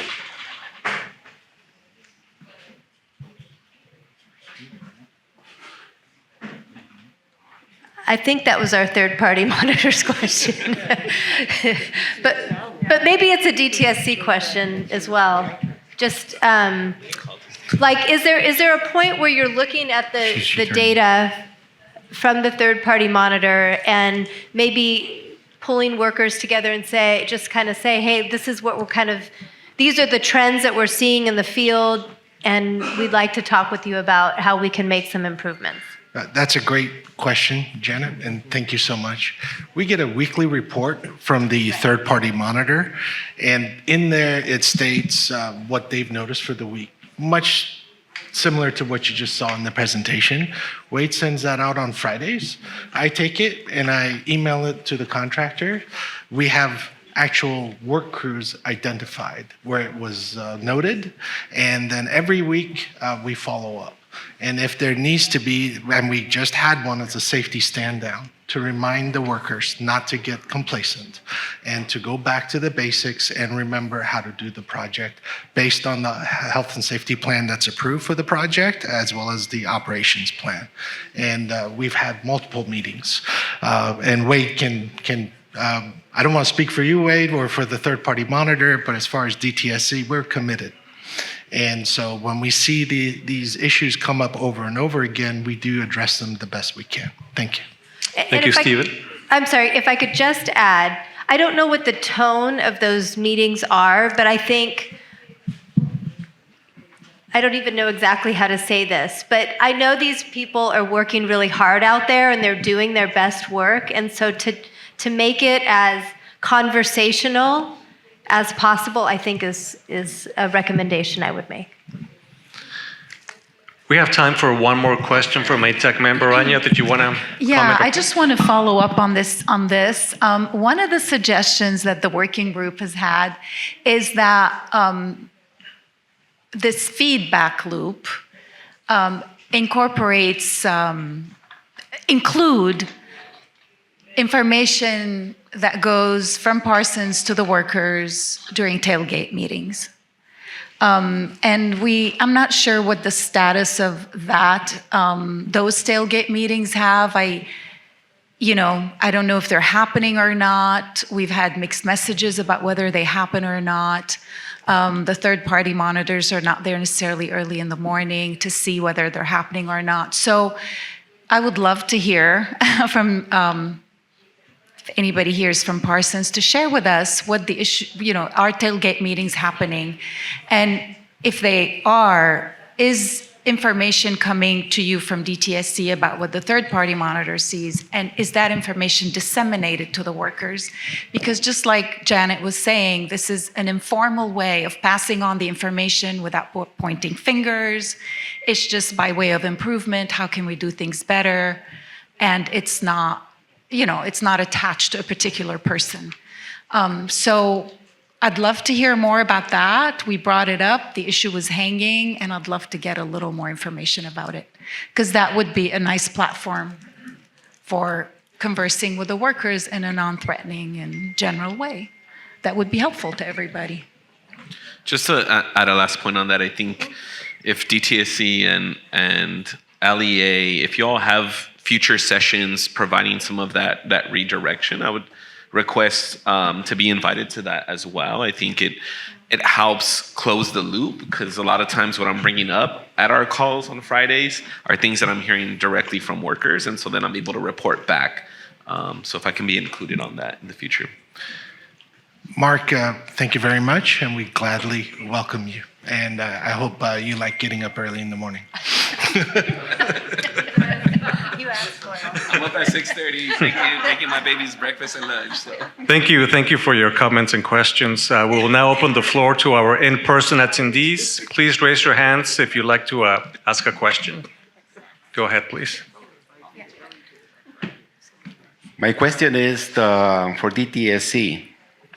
If you have already a plan of, in case those houses that already been cleaned up, they're going to be resampling again to make sure the level is livable.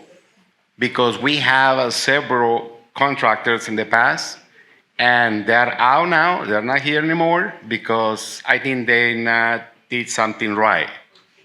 Correct? If that's going to be, if they have the budget to redo it, or they're planning to redo it, and also at the same time, consider all those houses that are under 200 parts per million, because right now, if maybe I'm wrong, but are we doing the 200 and up? Yeah, I thought EPA with the Superfund supposed to going to help us to clean out all those houses being under the 200 to be the 80. Supposed to the number should be a house to be cleaned up and the kids can play and grandpa can grow up tomatoes and chiles and whatever. So that's supposed to I speaking on behalf of Maywood, Bell, Huntington Park, East LA, Boyle Heights, because those communities are being impacted. So we as we was waiting for EPA to come and save us with that money and to clean up the rest of the houses that's been not cleaned up. So now they trying to do the water is important, but I think it has to be cleaned up first. The one that the kids are playing right now, the future of United States, of the California. So also for comments for the tour monitor party, you have 4 members, 4 supervisors, I believe so, right? They go on 20, 25 cruise? Yes or no?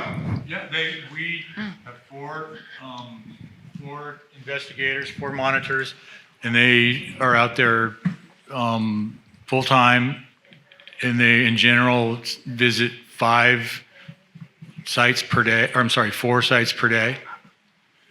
Okay. And so we cover all active sites at least twice, I'd say. So right now, when there are going to be 40 crews working with the parkways and also residential, do you have plans to put more supervisors? Because to be honest with you, the tour monitor party, it's going to sound ridiculous what I'm going to say. It's like a babysitting the project. You're supposed to have to take over Parson, what is the main contractor, to be supervising and lead us in that part too. DTSC doing pretty good. The supervisor and DTSC, they kind of like, when they see something is not right, they approach us and give us advice, okay, you have to do this, this, that. But I feel, as a worker, I feel Parson is kind of like he's going, report, sign, and move on. Taking pictures. That's the most of the time. I don't know who's reviewing so many pictures because he's taking like 100 pictures. Thank you. Thank you. We have time for one more question from the public. Sorry, I did want to address the question that was asked. Thank you, Fernando, for that. I think you shared a lot of valuable input. I just wanted to speak to the residential versus the groundwater cleanup. I don't think they're in competition. It's not one or the other. I think if US EPA wants to declare right now that they're gonna fund the rest of the home cleanups, we would welcome that, right? I don't think CHIP is ready to do that. But regardless of that, I know something I hold on to is that the state committed to doing this cleanup. Irregardless of what the federal government does, the state committed that to us, right? It was two directors ago. It wasn't Katie. It was 2 directors ago, but I'm still holding on to that the director at that time told us our community was going to get cleaned up. And so that to me means that we need to continue to be in a conversation with the state. And if that conversation means we have it at these tables or we got to be out on the streets, this cleanup is going to happen. And we're all part of making that happen. So it's important to note, again, that they're not in competition. It's not the water or the homes. They both should be happening. And as the now director of DTSC, I do want to reaffirm that commitment. And we said it earlier, but I want to reiterate that we are exploring all options so that we are looking ahead. We understand more resources may be needed. The partnership we have with US EPA is critical to getting this work done and working closely with them and being nimble in how each US EPA and DTSC working together on this project, all aspects of it. Thank you for your comments and questions. We will now go to the virtual portion of the meeting. Reiko, are there any questions? Laura, are there any questions on the Q&A? Madeline, are there any questions on the Spanish Bridge line? Thank you. Now I would like to introduce Deputy Director of the Office of Environmental Equity, Sorlene Grant. My apologies. It looks like we do have one question. Thank Apologies. you. Oh, and we have a question on the table here too.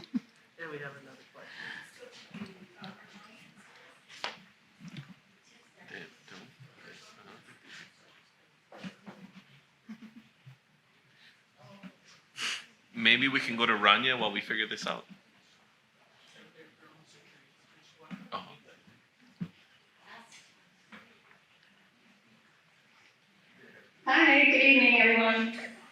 y'all hear me? Yes. Okay, wait. You guys are very, very tiny. It's like watching a football game from this very nosy section of SoFi Stadium. I'm just going to ask, based on the presentation from the third party, the stats were a little staggering, and I was following this since Wyvernwood, and so we were actually doing our own third-party monitoring with youth members from East Yard Communities for Environmental Justice, and we were able to take pictures and see some of the same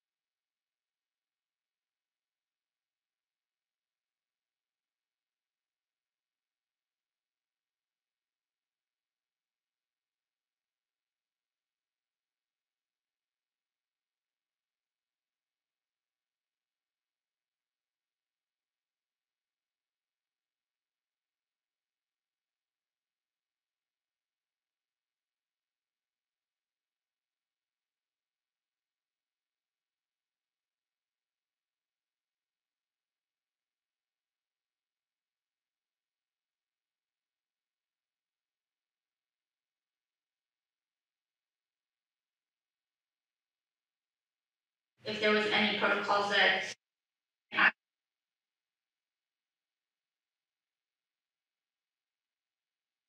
This is Wade Allman, the third-party monitor, trying to answer your question.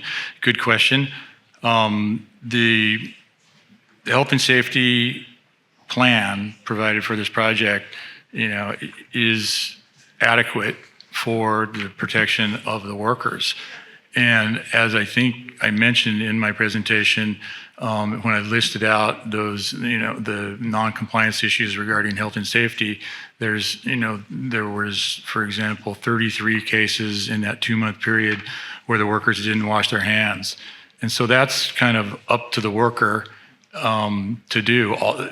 All the health and safety equipment and protocols have been provided, by DTSC, by Parsons for safe work out there. However, I think I would end by saying, as you're indicating, is that only by continued, not necessarily enforcement, but by education, will people get better. And in the year that we've been out there monitoring, those kinds of things regarding health and safety, as well as a lot of the other non-compliance issues, have decreased somewhat over time. It's like the message is getting across on a number of these things, and we've seen, improvement all along the way. And we hope for continued improvement going forward. And the meeting I mentioned where we were invited to present all these data to all the field crews a few months ago is a good step in that direction, and we would definitely encourage doing, continuing those kinds of meetings every once in a while.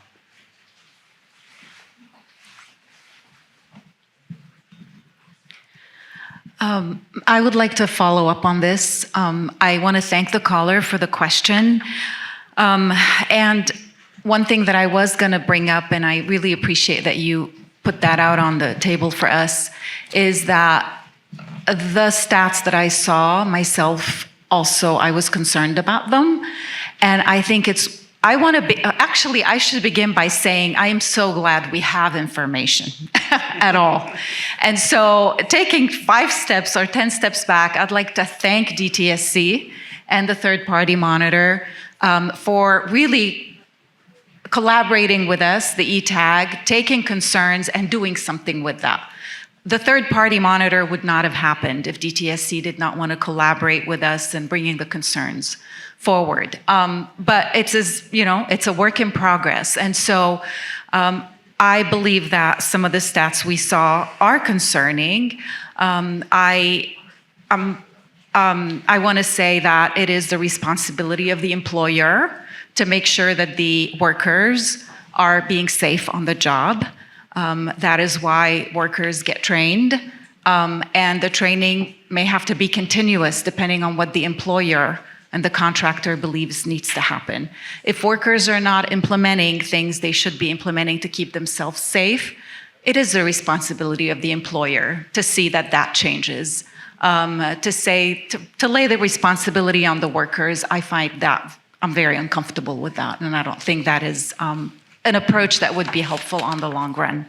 And so I would like to, for 2 things, to hear more from Parsons about what it is that they're doing on a continuous basis to educate the workers and to bring up concerns to them. I think that the meeting that the third-party monitor, you had with the community and with the workers is very helpful. It is important. However, you do not take the place of the contractor and the direct employer of the workers. So as I think it's great what you do, what you point out is wonderful, and I'd love that that work continues, and I appreciate the feedback to the ETAG. However, the employer has more to do. And I'd like to hear more. How is that happening? So that's for 1.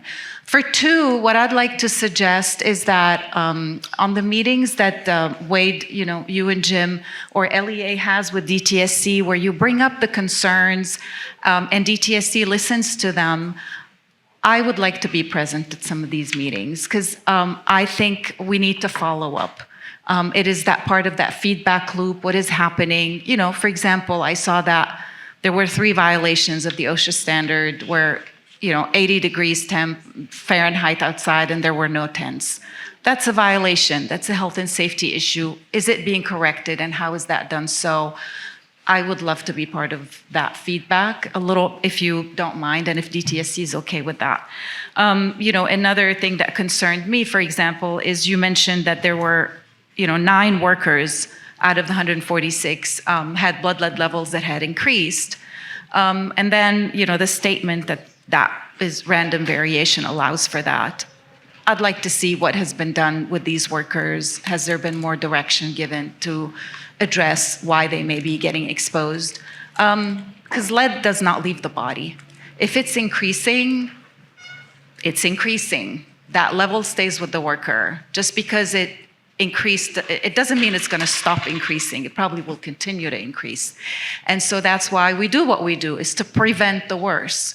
And from that side of prevention, I'd like to be part of those meetings. So I thank the caller tremendously for bringing these things up. I also was alarmed by some of the things we saw. However, like we said, it's a work in progress. Appreciate all that is in place right now. I believe we can do more, and I'd love to be part of that more. Thank you. Thank you, Rania. Can we get the next slide, please?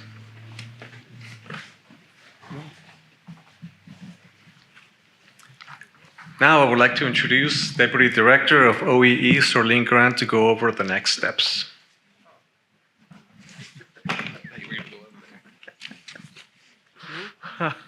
Good evening. There were lots of suggestions that came up this evening, some that I did capture, and some that I know that the note takers in the room captured, so I won't go back each and every one of them. But I do want to say that DTSC, we are a service-oriented department, and we work for you all, and the value of these kinds of meetings is to hear directly from the community that's impacted by these historical harms, so that we can do the work we need to do to protect this community. And so, as Director Butler said, we are committed to continuing to work on this project. And my team is here in this room this evening, are the face of the project, if you will. Outside of the workers, we're the people that engage with community, as I said earlier, who want to have the work done on their properties to see if their properties qualify. And so we will continue to reach out to people. Mark made a good point. You got to know to work out. So we are sending out messages. We are putting out little yard signs. We're doing a number of things to draw this projects to people's attention so that people can continue to benefit from the program if they qualify. So that's all I really want to say right now. I know we have a number of follow-ups. We'll have report out on this meeting on what we can do and what we will be doing. So thank you all for participating. I'm going to give the final word to the co-chairs of Mark sitting right here, Mark Lopez and Katie Butler, the director. And again, thank you to the ETAG members for being here this evening and adding your voice into this discussion and your expertise from both a professional viewpoint as well as a community member viewpoint. So thank you all for being here this evening. Thank you, Sorleen. Can we get the next slide, please? We have included contact information for DTSC and other agencies related to the Exide project. This information will be posted on our chat as well. Exide Cleanup Project Information Hotline, lead screening by the LA County Department of Public Health, Cal OSHA Workplace Hotline, California Department of Industrial Relations in Los Angeles, and lastly, California Attorney General Investigator. Next slide, please. Community members that would like to ask additional questions, report issues, or leave comments relating to the Exide cleanup effort, please use the Exide feedback management system, which can be accessed via the direct link at feedback.exide.ttsc.ca.gov. Or you can simply scan the QR code with your smart device on the screen to be directed to the site. Next slide, please. I would like to thank our presenters for their presentations and our Spanish translators for the Spanish interpretation services this evening. Director Catherine Butler of DTSC, Mark Lopez, East Yards Communities of Environmental Justice, Elizabeth Berg, Deputy Director, Site Program Mitigation and Restoration Program, Stephen Hariri, Branch Chief at DTSC, Edwin Poleleni, Assistant Director, US EPA Region 9, Southern California Field Office, and Sorleen Grant, Deputy Director of OEE. And lastly, we would also like to thank the LA County Department of Public Health for providing our residents with free blood lead testing. Next slide, please.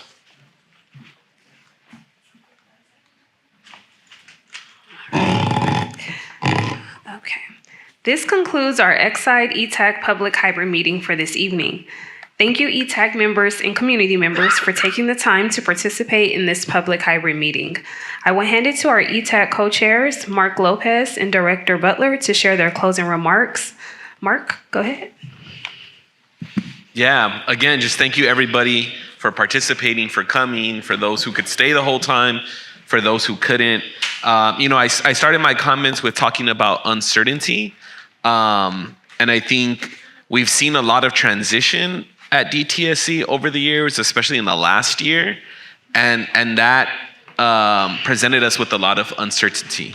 And I want to thank you, Katie, for coming and presenting yourself to everybody and for the words that you shared tonight. They're deeply meaningful, and they're things that we're going to continue to carry in this work. Thank you to Dan for coming out. We've only seen each other online.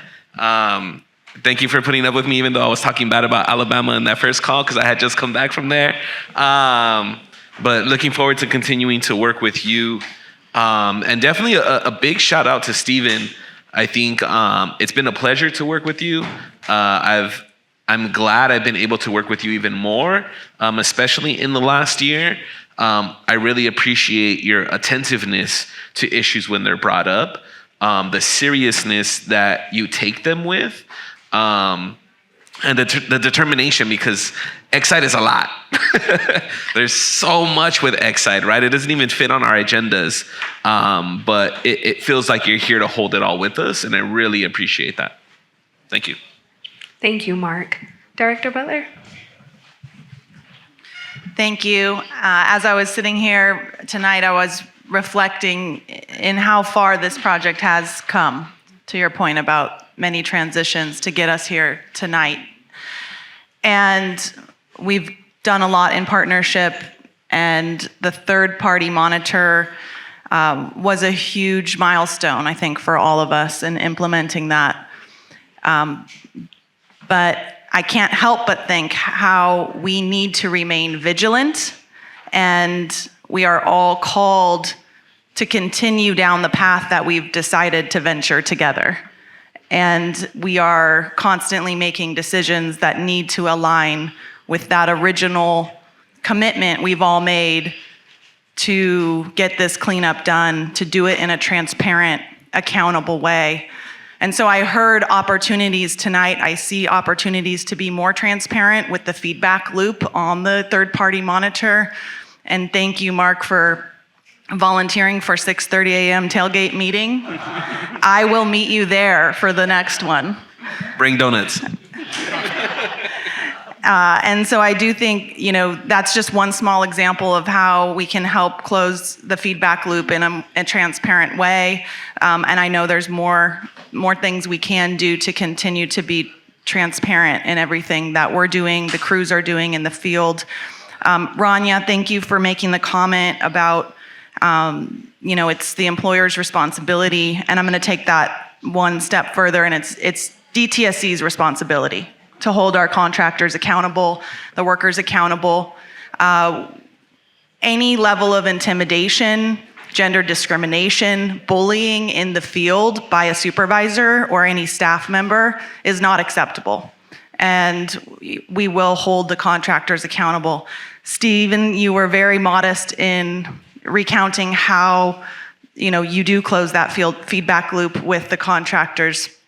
And so again, I think the more transparent we can be about those actions, the more it will help all of us understand what's happening, not happening, and how to, if there are points of non-compliance reoccurring, that we will work together to solve those in a holistic way. So again, thank you all for your time tonight. Really appreciate you being here, and I'll see you at the next one. Thank you, Director Butler. Once again, we thank the City of Commerce Senior Center for housing our event this evening. Thank you all for joining us. The online meeting will remain open for 2 minutes to allow online participants to copy information in the chat. Everyone, please get home safe and have a good evening.